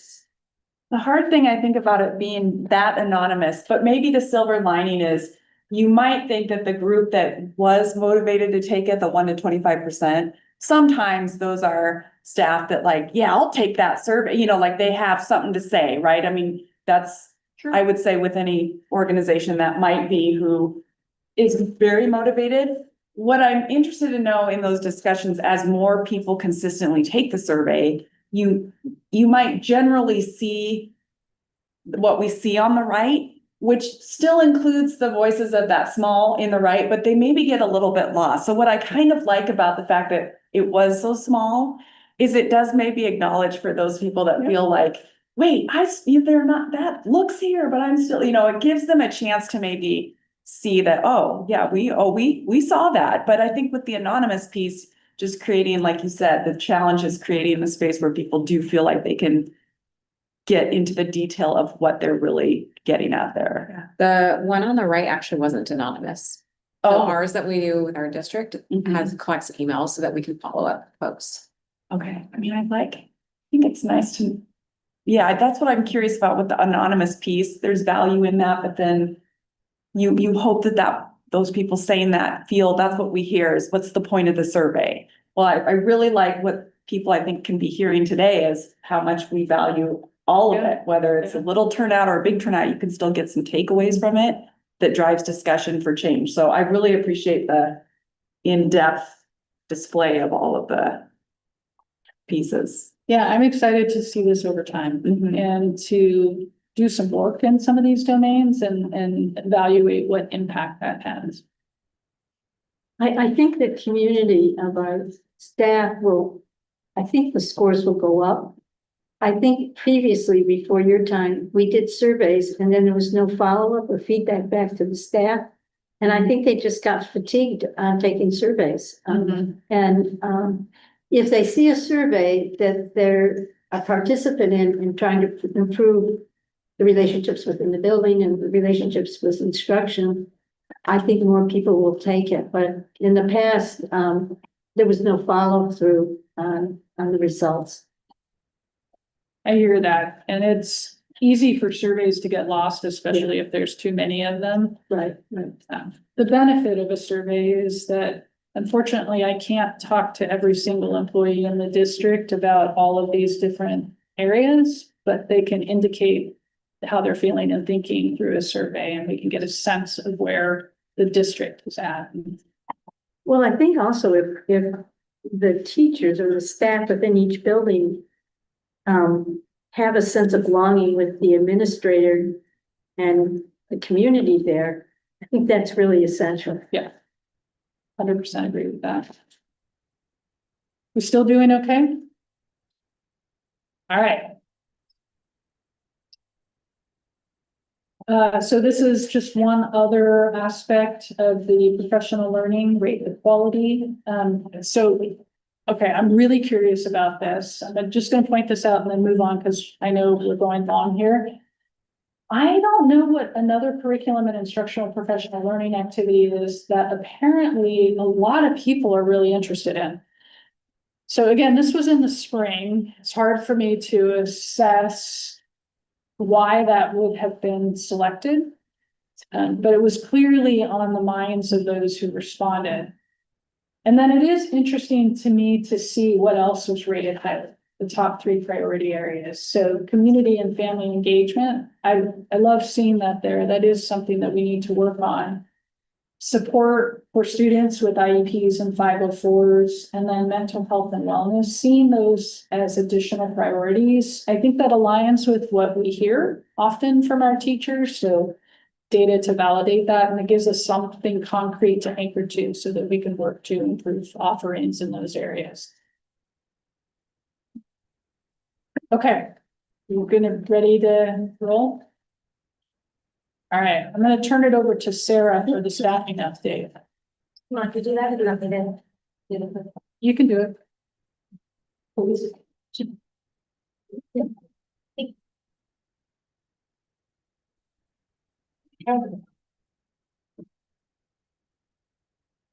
For the staffing update, we have a couple of goals from or a goal from our strategic plan and a couple of objectives that are applicable to our team and the work that we do in HR.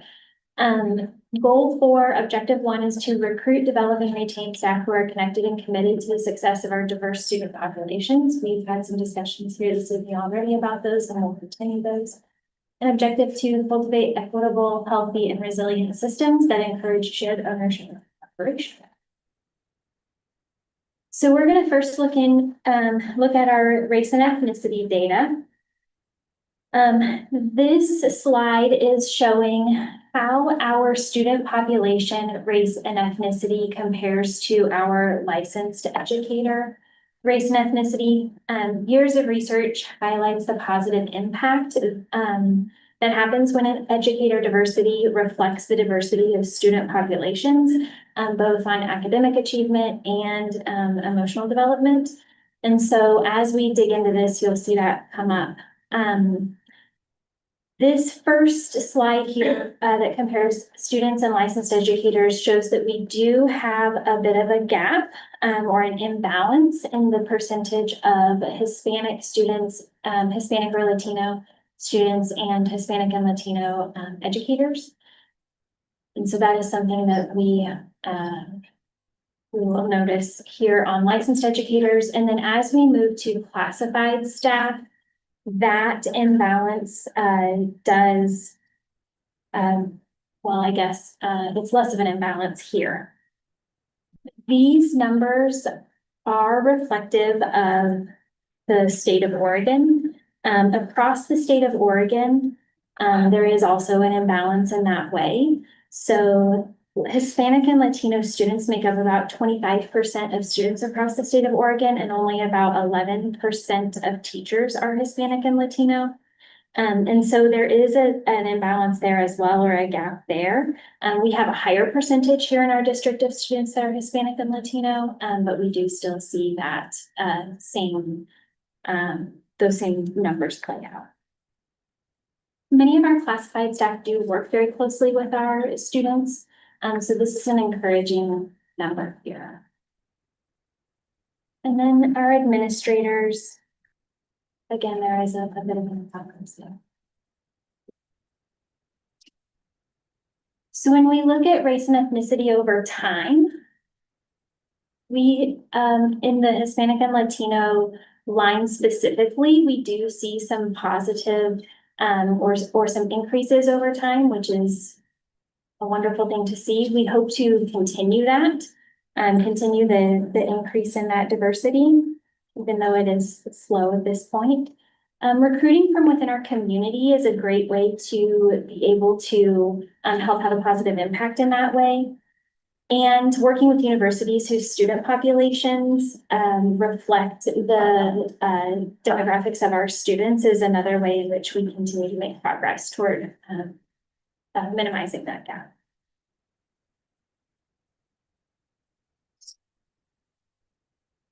Moving on to our retention rate, looking at our retention rate over the last few years, during COVID, the retention rates plummeted all across the US. And so we're going to focus tonight on the retention rate since COVID.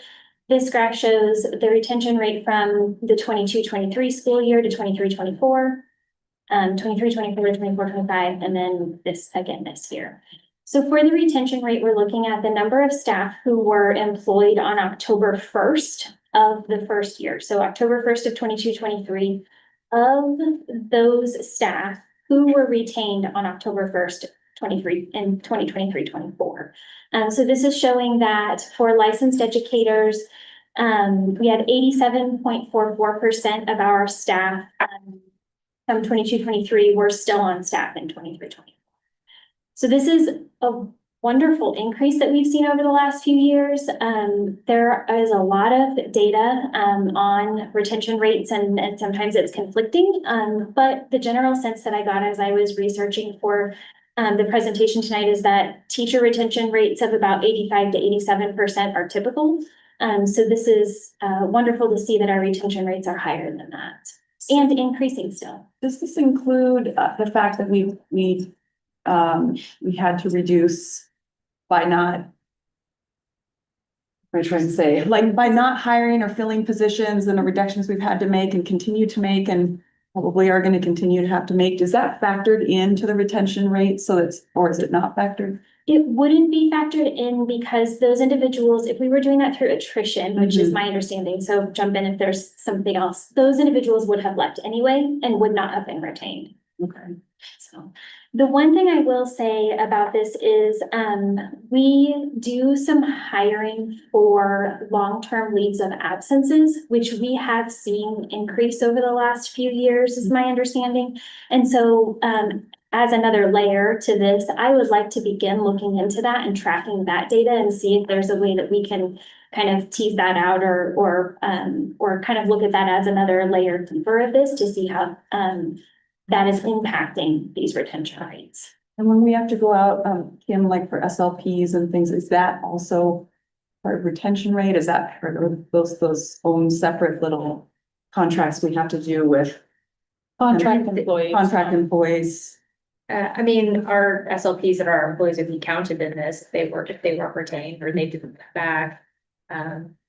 So yeah, they would, not the agency folks, no. Okay. The contract staff were not counted in this though. So if an SLP left in one of these years, they would not be retained. So they would not be in this percentage. But if we hired an agency staff member and that staff member turned over, they're not included in this graph. Okay, thank you.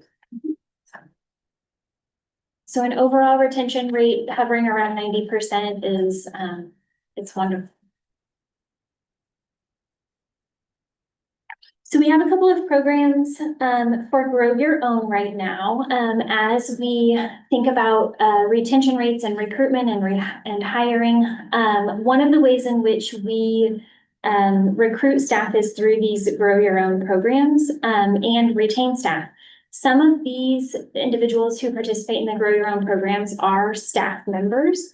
The Grow Your Own programs also support high school students or community members as well. So the point of these is this particular Grow Your Own program is to create opportunities to support Oregon's future BIPOC educators on their path to becoming a teacher. So the program helps to support staff members, support individuals in the community who are interested in becoming teachers, but may not know the path to get there or may need some support in order to make that next step.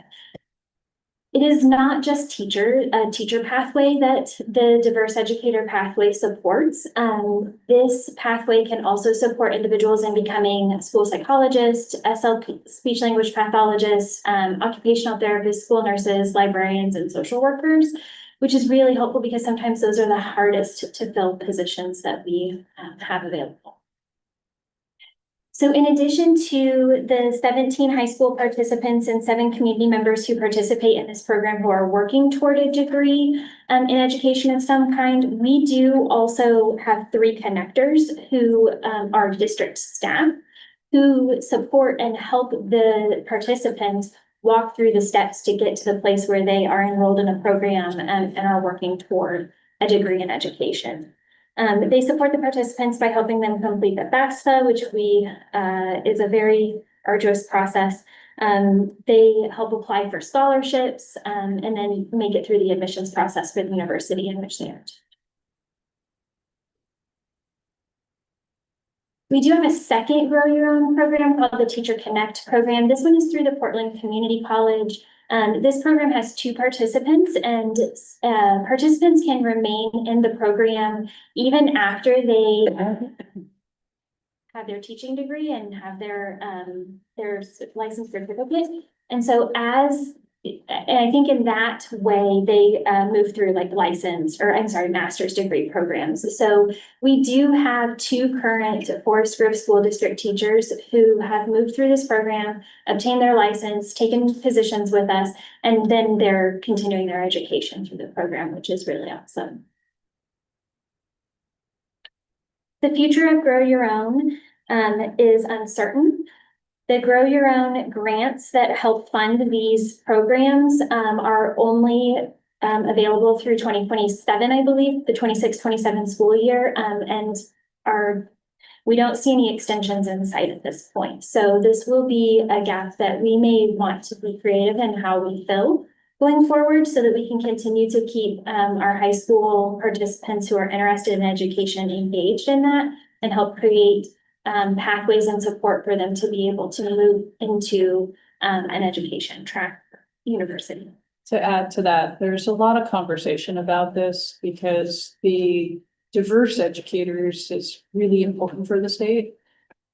And with diversity, I want to add certainly having bilingual educators, BIPOC educators is a priority. And it is really hard to find SLPs. So that is a group that is included within the diverse educator pathways as well as school psychologists. So there is a lot of conversation taking place right now around how do we retain this? Because unfortunately, somebody said at the legislative level in the last session, we have enough teachers. And that's why the grant was identified for expiration. And that decision was made before people came alongside to say, wait a minute, we actually don't. And here's all the data to support this. So we're trying to undo a decision that was made in the long session. We might be able to make some progress in the short session. There's some conversation around that. Maybe. Along with everything else. I will also share that as I was looking at data, it appears that diverse educators are more likely to attend a community college. So the program that allows them to start at community college and work through that pathway first is really helpful. So we see a lot of use in these programs, and hopefully there will be ways to be able to continue the funding for them. I'll add too, at the school board level, at least our other school boards in the region, I mean, there is quite a bit of buzz about the shakiness of the funding for this and everybody agreeing like, whoa, wait a second. But it feels like each week there's a different, well, where is that fund? It's just really, it is really rough right now we're hearing that people want this program, but our legislators have now not provided funding. And so trying to sort of move some pieces, but there's no question that people value that, but. But yeah, they value it, but they want us to do it for free. Right, yeah. But that is one of the things that's come up in conversation. Sure. Okay, so thank you. So on the topic of recruitment, I am so new to the district. I'm still learning all the recruitment opportunities. Haven't been through a recruitment season yet, but a couple of things I wanted to highlight here in this as I continue to learn about them is we have a good number of student teachers placed. We already have 18 student teachers who are in our schools so far this year, and those are wonderful opportunities to recruit future teachers for our district. From what I've seen, a good number of those are local community members, which is awesome. That goes back to recruiting from within our community.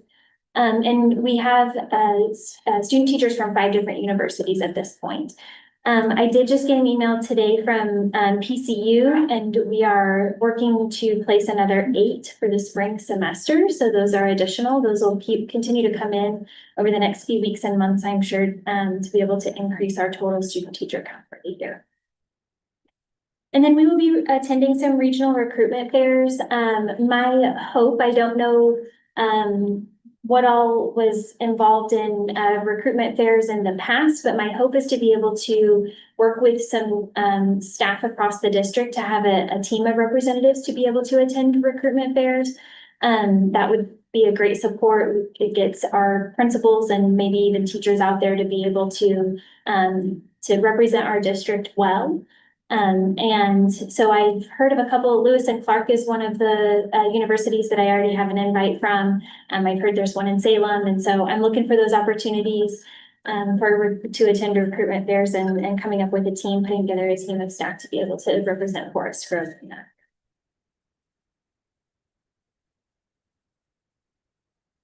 We received some information from EduStaff this about a week ago, I guess, that I wanted to be able to share and highlight. Our fill rate for certified staff, so this is going to be for our licensed educator absences, is at 98.62%, which is high. As you'll see on the graph on the right, it's higher than the state average. It is also higher than our neighboring district average. That was shared with me last week when we met. And then our classified, although our classified fill rate is lower than our licensed fill rate, it is again still higher than the state average. So then here is our fill rate over the last few years. This is just a look at the month of September. So September 23, September 24, and September 25, just to kind of give a snapshot of how our fill rates have increased over time. I have heard feedback from principals that it is tough when the classified positions go unfilled in the building from day to day. And so Destiny, our representative from EduStaff, and I have been working together to try to come up with ideas for how we continue to recruit classified substitutes. She is already putting ads on social media, including Indeed, and then she attends local job fairs when she can. So I've been thinking about other ideas that, sometimes our group that we want to recruit from is right in front of us. And so I was thinking maybe flyers in schools for parents that may want to have a similar schedule as their students, and messaging in school newsletters. So we're trying to think about different ways that we could incorporate recruitment opportunities for our classified substitutes as well.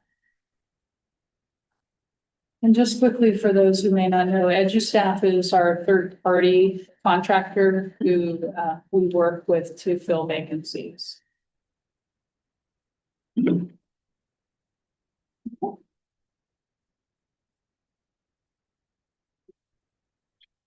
So then let's talk about the future of HR. So first I want to recognize the hard work that our HR team has done. This is the busy season for HR. We're just coming off of that. And so all of the new hires that we have worked with and all the paperwork we've processed, and I just want to recognize them and their hard work. We really appreciate them for the current HR team. We do have a new position, the HR specialist for leaves and benefits. Before I was even hired, it was identified that this would be a helpful position to help support and serve our staff. The leaves process here in Oregon is complicated, it's complex and tricky, and there's a lot of paperwork and a lot of details, especially at a time when staff are already when you're going on leave, there's already a lot going on in your life. And so for us to have the opportunity to better support our staff in that situation is really exciting for us.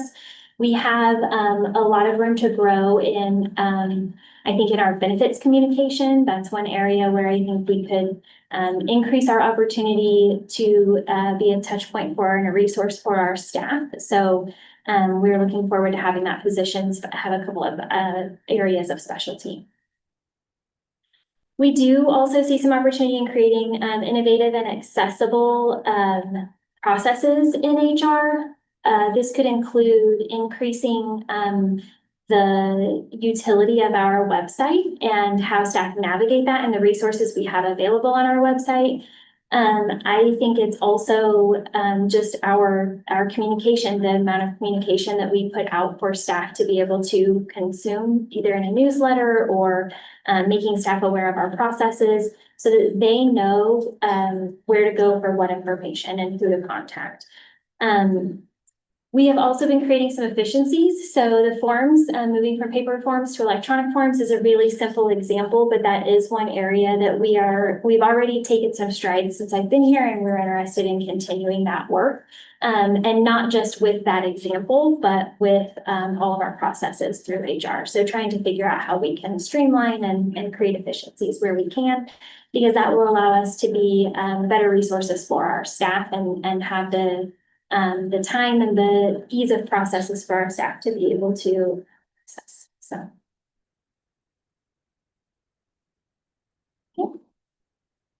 What questions do you have? Really just appreciate that Sarah just landed here or maybe drove here and just hit the ground running and really have appreciated the hard work you've done to get some of these things in place and your communication and just go get itness. It's a word, but thank you. Go get it then? Well, I don't, it's not, time's a wasting. We don't need to, okay. Anyone else? Yeah, you've done a great job jumping in and, thank you. Okay. And speaking of great jobs, I think we're up, oh, sorry, it's back to you. No. Oh, toss it to Director of Finance, Eileen Clute. All right, so tonight we have for you the first financial report of the year. And in the packet is some attachments. And we are looking at changing our financial reporting this year. We've been working over the last couple of months on just redesigning it. So it's not just 3 or 4 slides every few months in this presentation. It's more of a reoccurring regular report to you that has both graphs of charts and text to help explain things, just to be able to try to increase the transparency, the readability and oversight as the year goes on. And so in that, you'll have a monthly, a quarterly, and an annual report. The annual report is the one we will start with.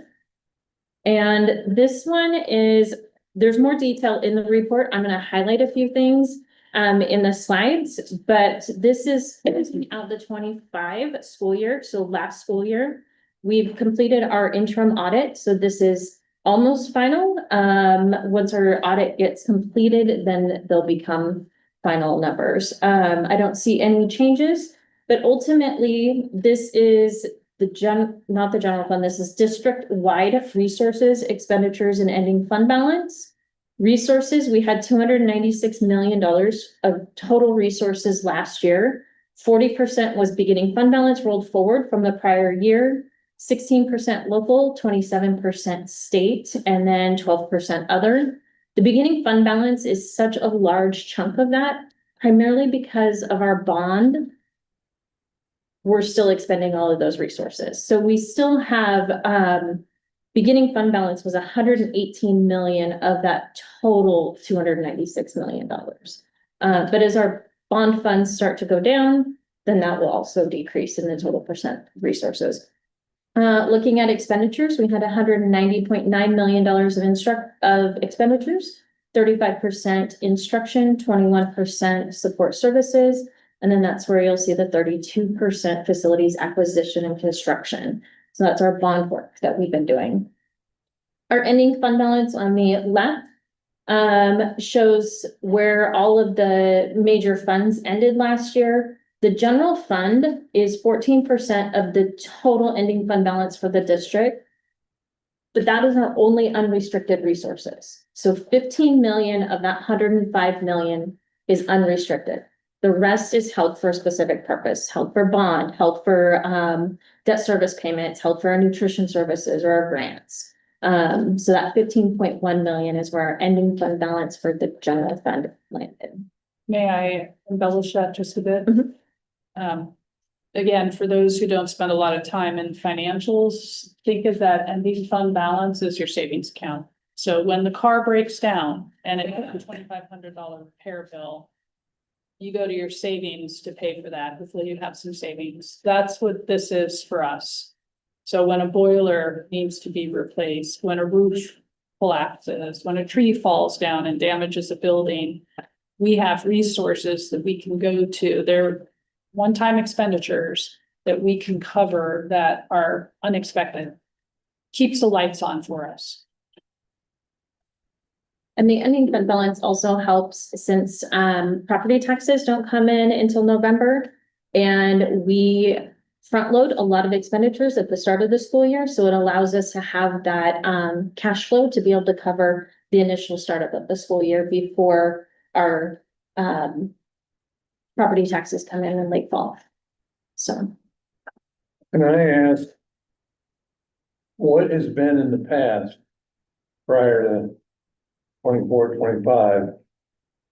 On the top right-hand corner, the purple, what's been the federal share in the past? Has it been around 3.6 or? Well, it would look differently in the past as a percentage, just because the beginning fund balance is so large right now from the capital projects, it's skewing the whole chart. So when we look at federal resources over time, we would probably need to look at total dollars year over year rather than percentages. Okay. Pete, I'm just wondering how much that's changed, if it has. yeah, for a ballpark, in many districts, federal funds account for between 8 and 10%. That fluctuates in a district with demographics where maybe they receive a lot of migrant dollars, a lot of Title III dollars, maybe 1A dollars, versus a district that doesn't, but somewhere in the 8%.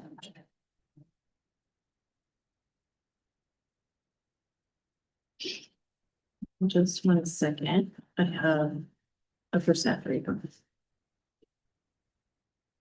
Magic. I know. It's really computations like.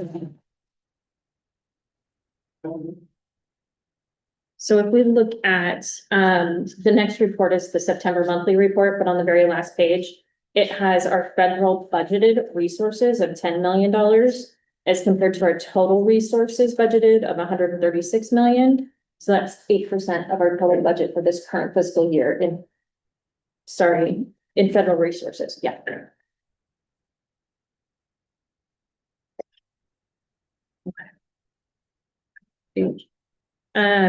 Okay, so as far as, the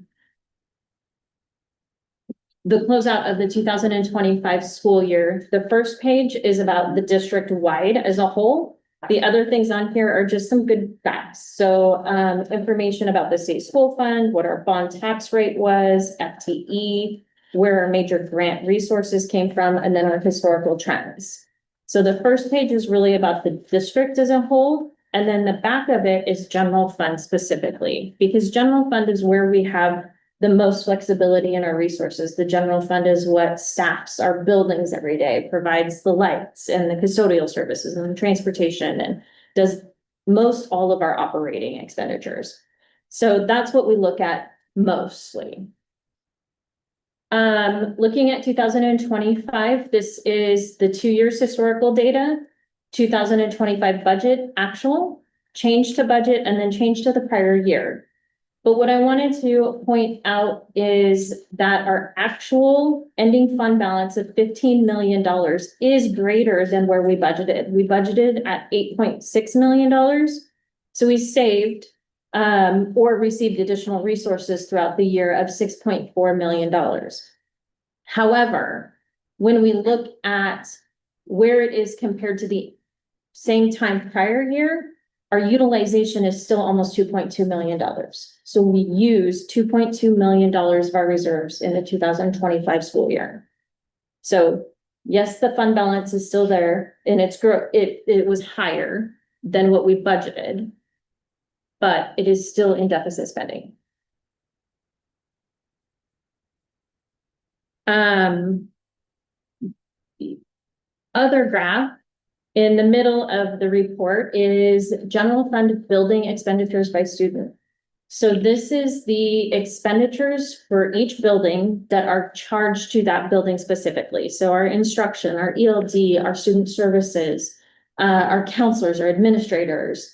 This is all of direct building expenditures. It does not include like custodial or maintenance, or district office related items. But it just shows the variation in expenditures by building and how that changes depending on the demographics of the building, the needs of the building, the specific programs in a building, and then the size of the building. So, Joseph Gale is an example that's well above the average, but we have some really strong, specific programs in that building. Plus we have a lot of high demographics in the building. Whereas Dilley, we don't have a lot of strong programs.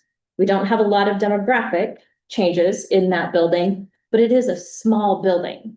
So one administrator over 200 kids versus one administrator over 500 kids can make a significant difference in that cost per building. So it just kind of shows the cost per student in each building.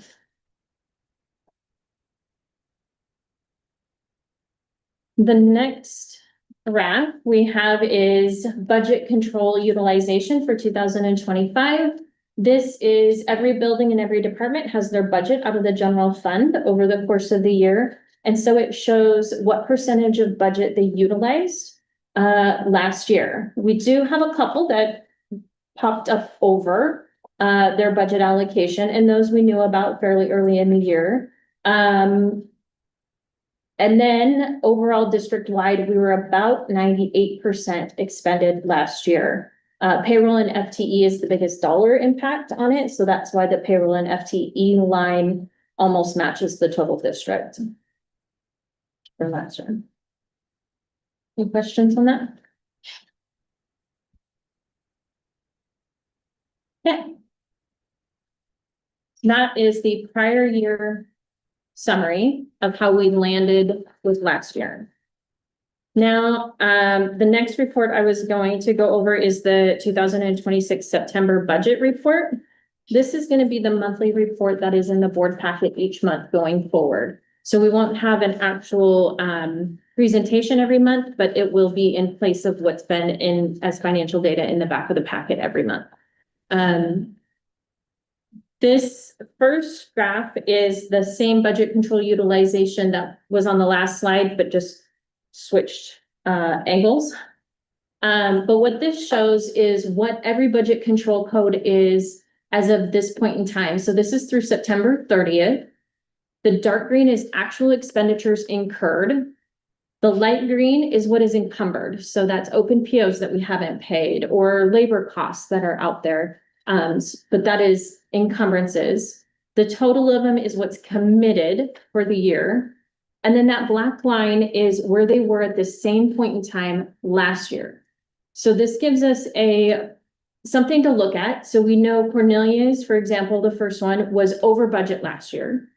And they're already trending higher than where they were the same period last year. So that would indicate that we would need to start having conversations earlier than where we did last year. So this is it's a planning tool for us to be able to see where we are with each one, where they landed last year, how are they trending this year. The FTE and labor budget as a whole is lower than where we were at the same time last year. Again, this is our biggest dollar bucket line item. But the reason why that one is trending less is because we don't have the impact of OSEA negotiations in here yet. So once that is finalized and applied, then that will become much more in alignment, or we'll see where that ends. But that one's lower. Overall, we are really close to being in alignment with where we were at the same time last year. The total expenditures committed. Any questions on this one?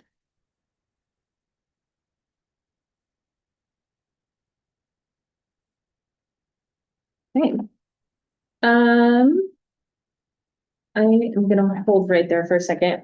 The second half of this budget report is the appropriations report that's typically in the board packet every month. This is changed now. It's still appropriations compared to budget by major fund and major function. So general fund, nutrition services, grants, debt services. But one of the things that we added this year is resources. So we can see what our fund balance is, not only where we are in our appropriation spend, but where our fund balance is at September 30th. So if we're looking at general fund, we have, as of September 30th, $22 million in resources, $15 million expended. Added to our beginning fund balance, we have an ending fund balance of $21.7 million at this point in time. But that doesn't include anything that we've committed for the rest of the year. So we still have $65 million, or I'm sorry, $80 million committed, which leaves us with a negative ending fund balance if we get no additional resources. Now, we know that's not happening, but it gives us something to look at. And then when we do our cash flow, we incorporate all of this together. The big key is looking at the ending fund balance at the year-to-date column, making sure that that is positive. So I know that was a lot, and I can walk through this individually with you guys if you need to. Can I pause there for just a Mhm. minute? So I've been asked before by a board director, how do we know that things are working the way they're supposed to be working? And how do we have oversight over the operations of the district? This report is a good way to do that. Reviewing this, as Eileen said, taking a look at where are we at with our year-to-date ending fund balance. Are we committed? Have we committed more resources than we actually have in our cash flow right now? But at what point in the year are we, and is that okay? So those are the kinds of questions that, as a board director, if you're interested in that oversight over where we're at fiscally, you would be looking at and asking questions about, and we'd be happy to sit down and have that conversation with you. There's been a lot in the news over the last few years about districts mid-year that realize or announce suddenly that, oh, we've got to lay off 80 FTE and we have to have 10 furlough days and we have to end the school 2 weeks early. We don't want to be that district. We are lucky, fortunate to have Director Clute in this role because she's outstanding in financial management. And as board directors, this is something that you should be looking at. Eileen, are there other versions of this? I know there are that are like, what if, as we're hearing each day, this could happen financially. You may not now get this. You need to prepare in case this. Is that, then you can just be boop, boop, boop and say, here, I know it's not that easy, but will this be the same format that you can essentially plug in? Like if we have been cautioned, like the governor has had us look at budgets and think about, reducing by a certain percentage. Yes, so that is taking the September report to the quarterly report with the cash flow and then taking it one more step further. So this September report, along with the quarterly report, are the two tools that we would use to really look at health of the district. And then there's another tool that I used in the budget planning last year. There was a slide where we looked at the last couple of years ending fund balance and then what our projection was with this budget. And then there was some what if scenarios. And so we can see what that does with our ending fund balance and how that changes the trajectory. Mm-hmm. So all of this stuff is linked. It's all in Excel, it's all manual, but it is all linked. So if the state school fund's going to increase, then I can change that and it'll automatically adjust the graph. So we can kind of see that and track it. Or decrease. Yes. Yeah, as it likely will. Yeah, I think to your point, and I know that Christy and Eileen and some of us have been deeply involved in these conversations. The state is projecting a loss of revenue for school districts. They have told us you should expect to see your budgets contract. And so we don't yet know what that means. We don't have a number that we can anchor to, but we are scenario planning ourselves, and the types of spreadsheets that Eileen works with allows us to do some of that scenario planning and run the what if scenarios. I'm just wondering about that, being able to show to a legislator some level of detail of here's where our budget is. Here, when you are proposing this or the governor's proposing this, which is likely to happen, this is what it looks like in an actual budget. I know this district's been very good about bringing real stuff to legislators to say this is the impact. And I know this is like very, very detailed, but I sort of love it because I think eventually it will show like clearly for districts. Are you gonna put that line up? This is in a different slide deck, but I can copy it. This was my most impactful visual from the last budget that I think is a starting point with conversations with legislators that shows, you guys remember, like, we basically are not the lines intersecting, right? We're in deficit spending, and many districts are dealing with that right now, but being able to then show them in real numbers and actual. Can you refresh the slide then? Oh, can you refresh the slide then?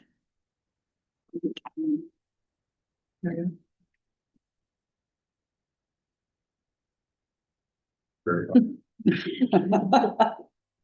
Good security protocols.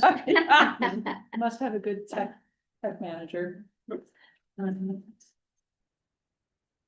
Eileen, what is our reserve right now?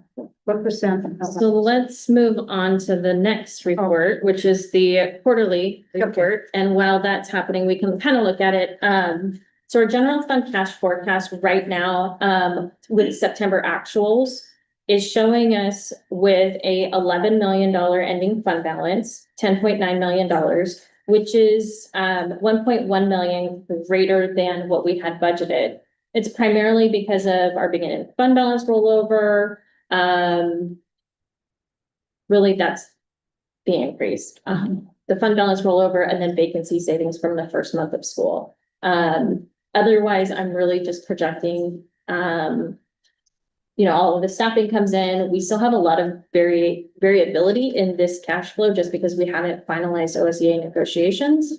But what this does is it takes this cash flow and does a future projection. So what if next biennium state school fund is 8% higher than this biennium state school fund? It maintains today's enrollment. It estimates a moderate increase in the PERS rates because our rates are going to be going up. It estimates salary increases and step increases. It does not include any legislative changes that happen between now and then. But it allows us to start what if planning, and then we can take and add more or less scenarios here. Right here, I only have two scenarios. One is this current cash forecast rolled forward into the next 3 years. And then the green line above it is what happens if we budget conservatively, save every year. And so the second line is if we save 5% every year. So the first year we save 5%, then the next year we save 5%, and how it changes that trajectory. So in this model, we can reduce the state school fund, we can reduce enrollment, and it will automatically change where that line hits the zero. But our goal, we're not going to save enough in 1 year to not hit that. But if we can do small adjustments first year, and then small adjustments the next year, and then small adjustments the next year, then we're not in this constant reactionary mode, and we can intentionally plan over time. Because there's a balance definitely about spending today's dollars on today's kids, but also making sure that we are resilient for tomorrow's students. Yeah.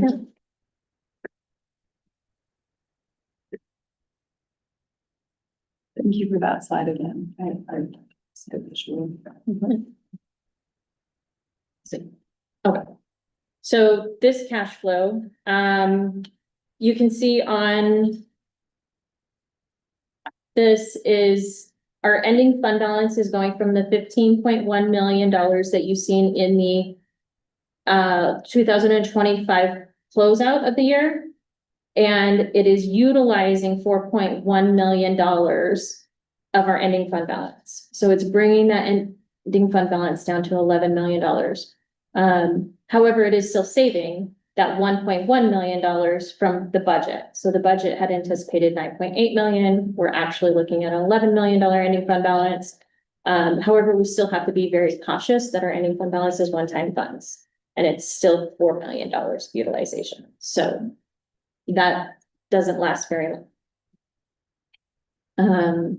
And so that's where you see that trajectory kind of every year you're taking off more of the pie.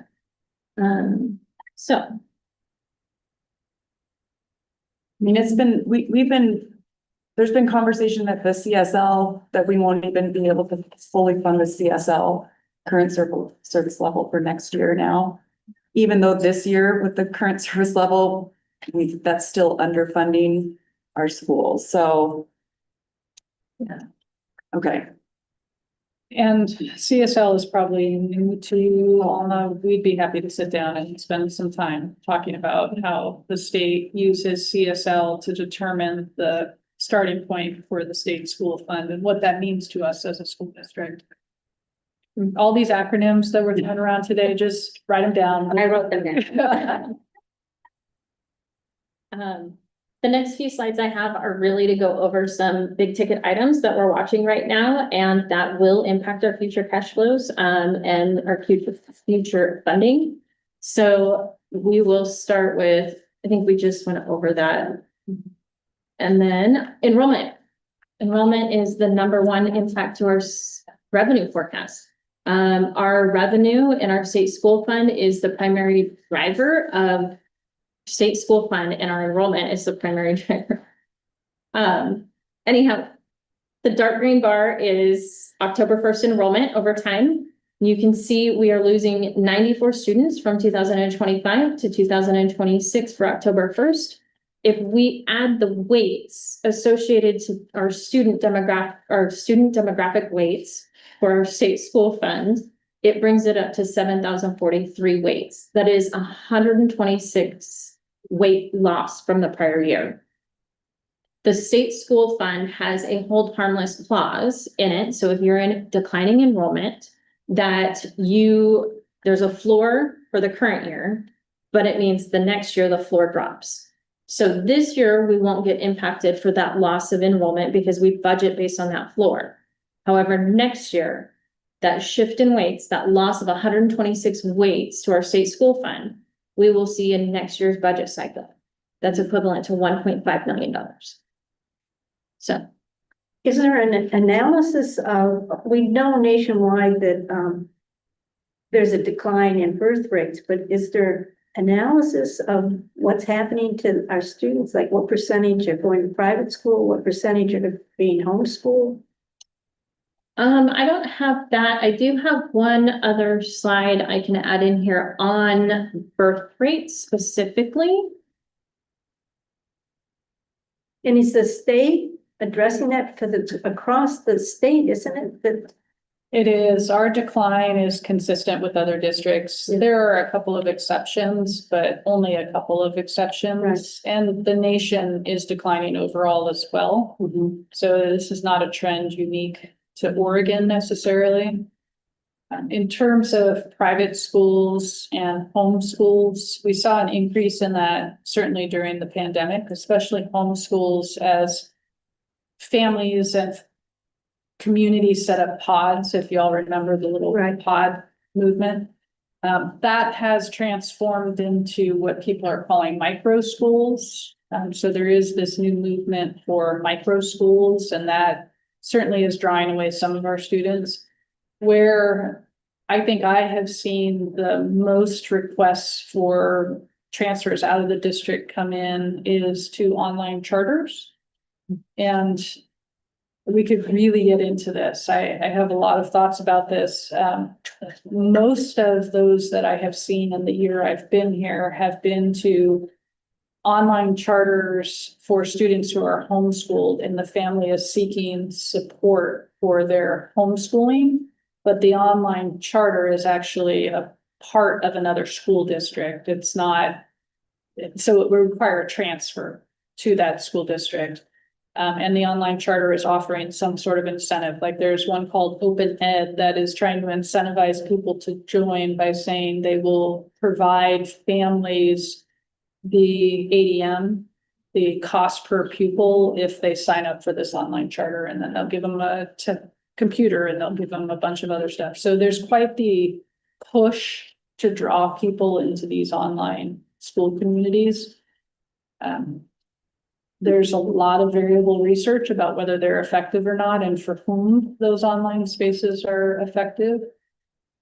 What I am monitoring more closely right now, online school is something we need to pay attention to, but what I'm monitoring more closely are the number of students that are just disappearing from our district and when that is occurring. So just since the beginning of the school year, we just pulled the data. We have roughly about 40 students that have left our school district, and close to a half of those, we don't know where they went. They're just gone.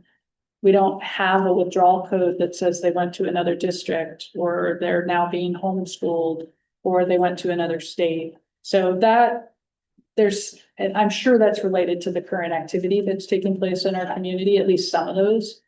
We're monitoring that as well. Is the federal government, offering grants to charter schools? Not to aware, Not yet. no. I believe that is some of the legislation that is being proposed right now at the federal level, is to incentivize people to leave public school to go to private school or charter school. Does that have to be approved in the state or not? That is the first iteration, as I understand, in HR 1. The bill that was passed by our federal Congress is that states have to agree to that option for reimbursing families. It's a reimbursement model, reimbursing families if they choose private school or charter school. There's another iteration moving through right now that would tie any federal funding that a state receives to allowing that reimbursement to private and charter schools. So we don't know where that's going to end up, but it seems to be the next iteration of the charter school, private school movement, the school choice.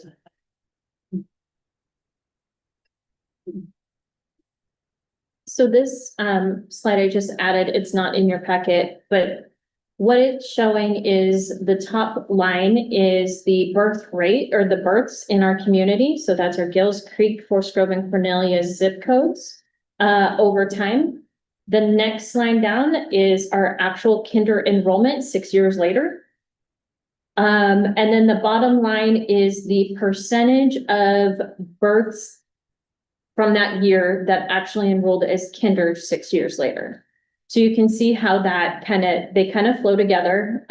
We don't get 100% of the births into our district for kinder enrollment because we do have private schools, we have charter schools. There's just all kinds of Kinder is also not required in the state of Oregon. You do not have to legally enroll your child until age 6.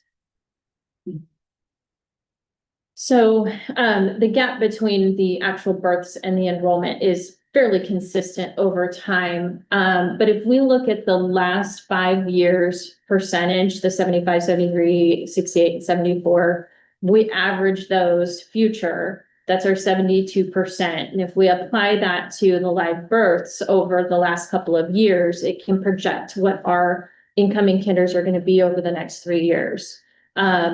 Looking at the next 3 years, this year was kind of a low at 331 students. However, our bump up to 350, 382, 363 is not enough in comparison to the 10 years prior, which those are like exiting senior class or juniors. And so you can see on the enrollment report, the 9th, 10th, 11th, and 12th, those are well into the 400s, almost hitting 500 in the 9th grade. Whereas our incoming kinder is only 331 and our projected kinders are only 382, 363. So we have this trend that's going to happen where we're going to be losing these large exiting secondary classes over the next few years and only having small incoming kinders coming through the system. So it's a trend that we're going to be seeing the impact for the next several years.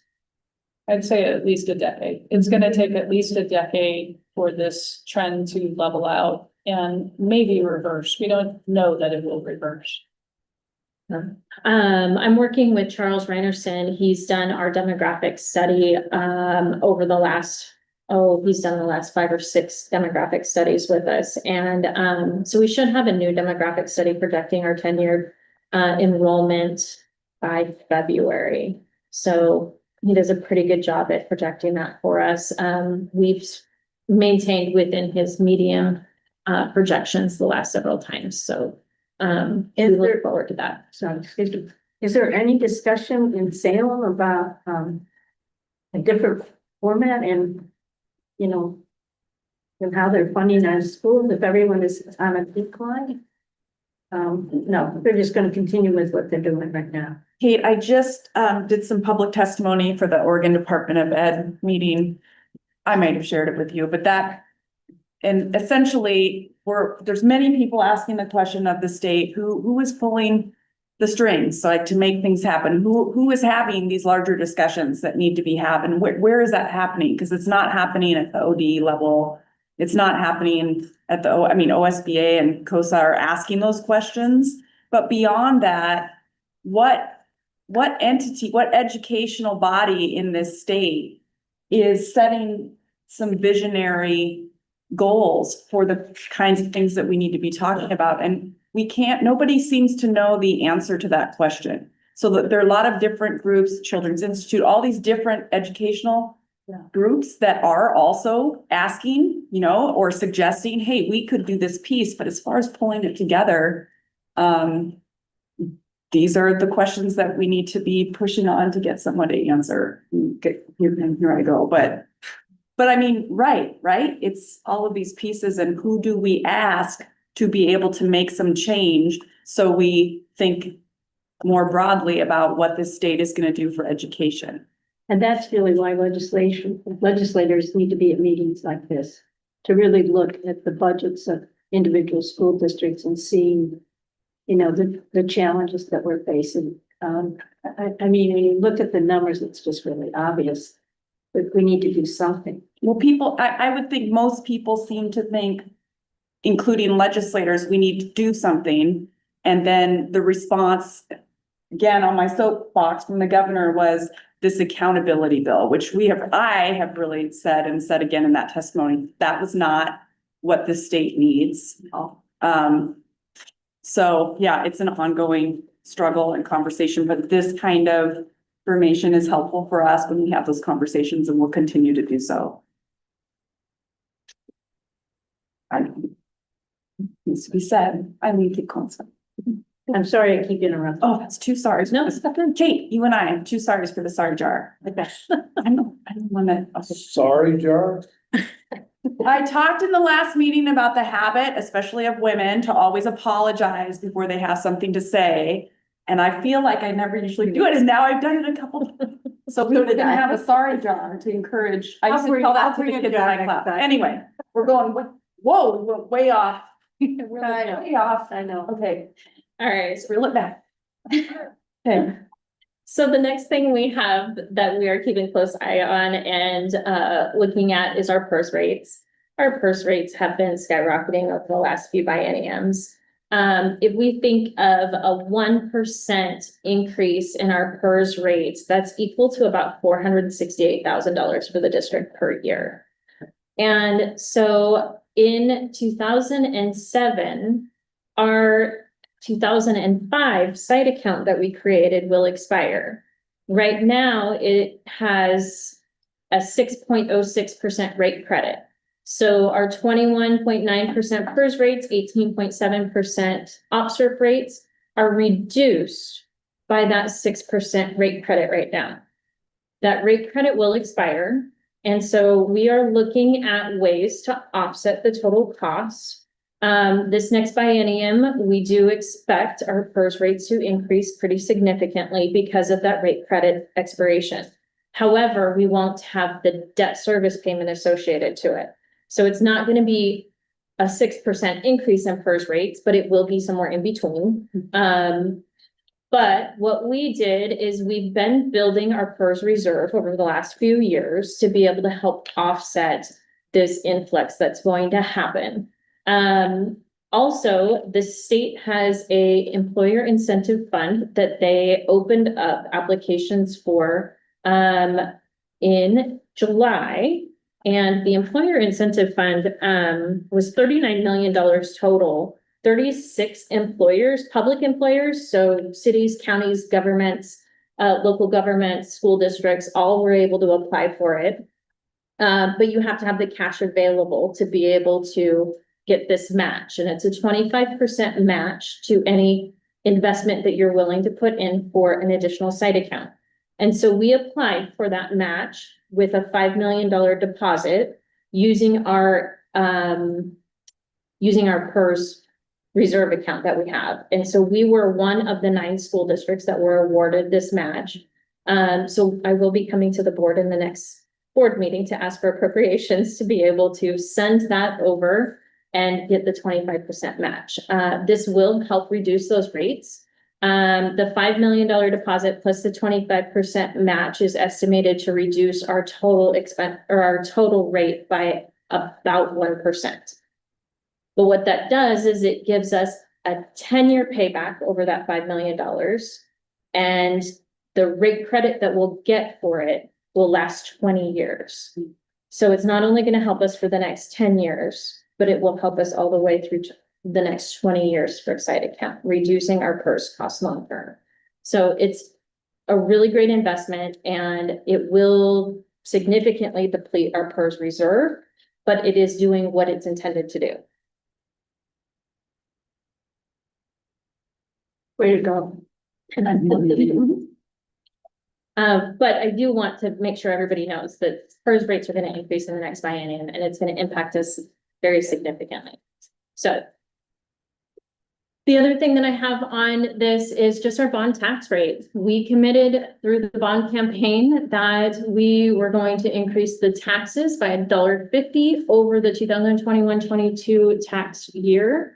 And this is assessed, it's a tax per thousand of assessed value on our property taxes. And if we look at 23-24, 24-25, and 25-26, these are our 3 years since the bond has been implemented. And we have been just underneath that commitment. So our goal is to stay under that commitment. It's a challenge because when we send to the county, we send them a dollar amount. We need this dollar amount to be able to pay our debt.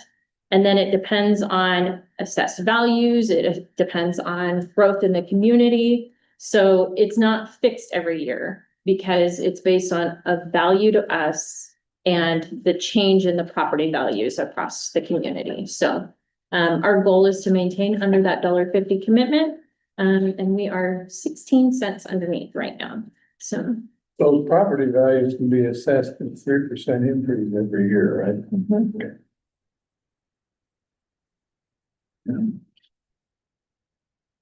And then the last slide I have is the legislative updates.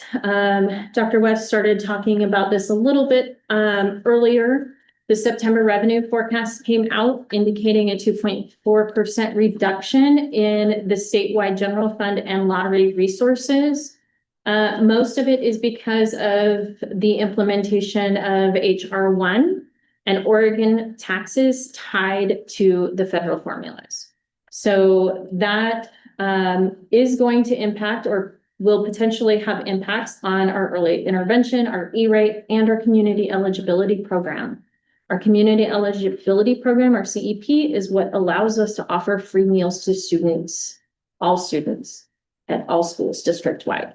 So that is a 4-year eligibility election. And so we are in the middle of the 4 years right now, but we are starting to look at where we are with our community eligibility program to maybe re-up that earlier so that we can take today's data and extend for 4 years out.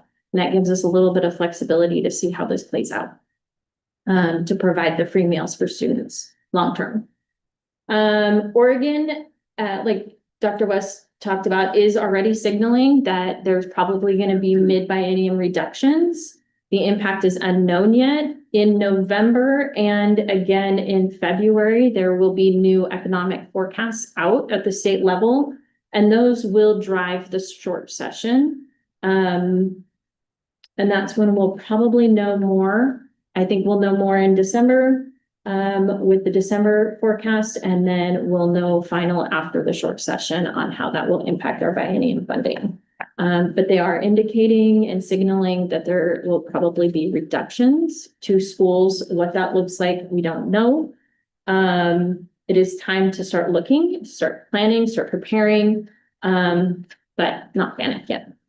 So I do have, between the ending fund balance utilization, the enrollment, the PERS rates, and this economic situation that we're in, we do have some challenges in our future. So we have a good, healthy ending fund balance. That won't cover everything. So I am, again, very grateful that we have a confident business manager. Eileen is incredible. Thank you, Director Klug. And we are fortunate to have good fiscal stewardship that this district's been able to rely on for many years. The next few years are going to be rocky. They're going to be rocky for a couple reasons. One, reduced revenues. I think that's a near certainty that we should expect.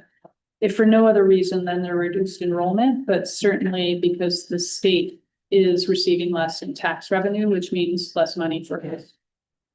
But two, what we've already seen from the federal government is this incredibly high variability, and you have money, you don't have money, you have this much money, nope, we're gonna keep it all. And so that level of uncertainty, for a school district like us, where we have to feed children, we have to keep the lights on, we need paper in classrooms. It creates a level of uncertainty where it's necessary for us to be really conservative with where we choose to spend our resources. It's not that we're not going to spend. There are things we need to invest in. But we also have to be responsible for what we don't know is coming. Because the one thing that seems certain right now is uncertainty.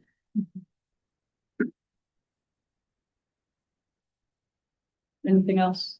Nope, I think that was it. Other questions? I'd like to say thank you for everybody. This is really comprehensive and very good, so thank you for everybody. Yeah, no, thank you. This is the longest board meeting I've been in since being in Forest Grove.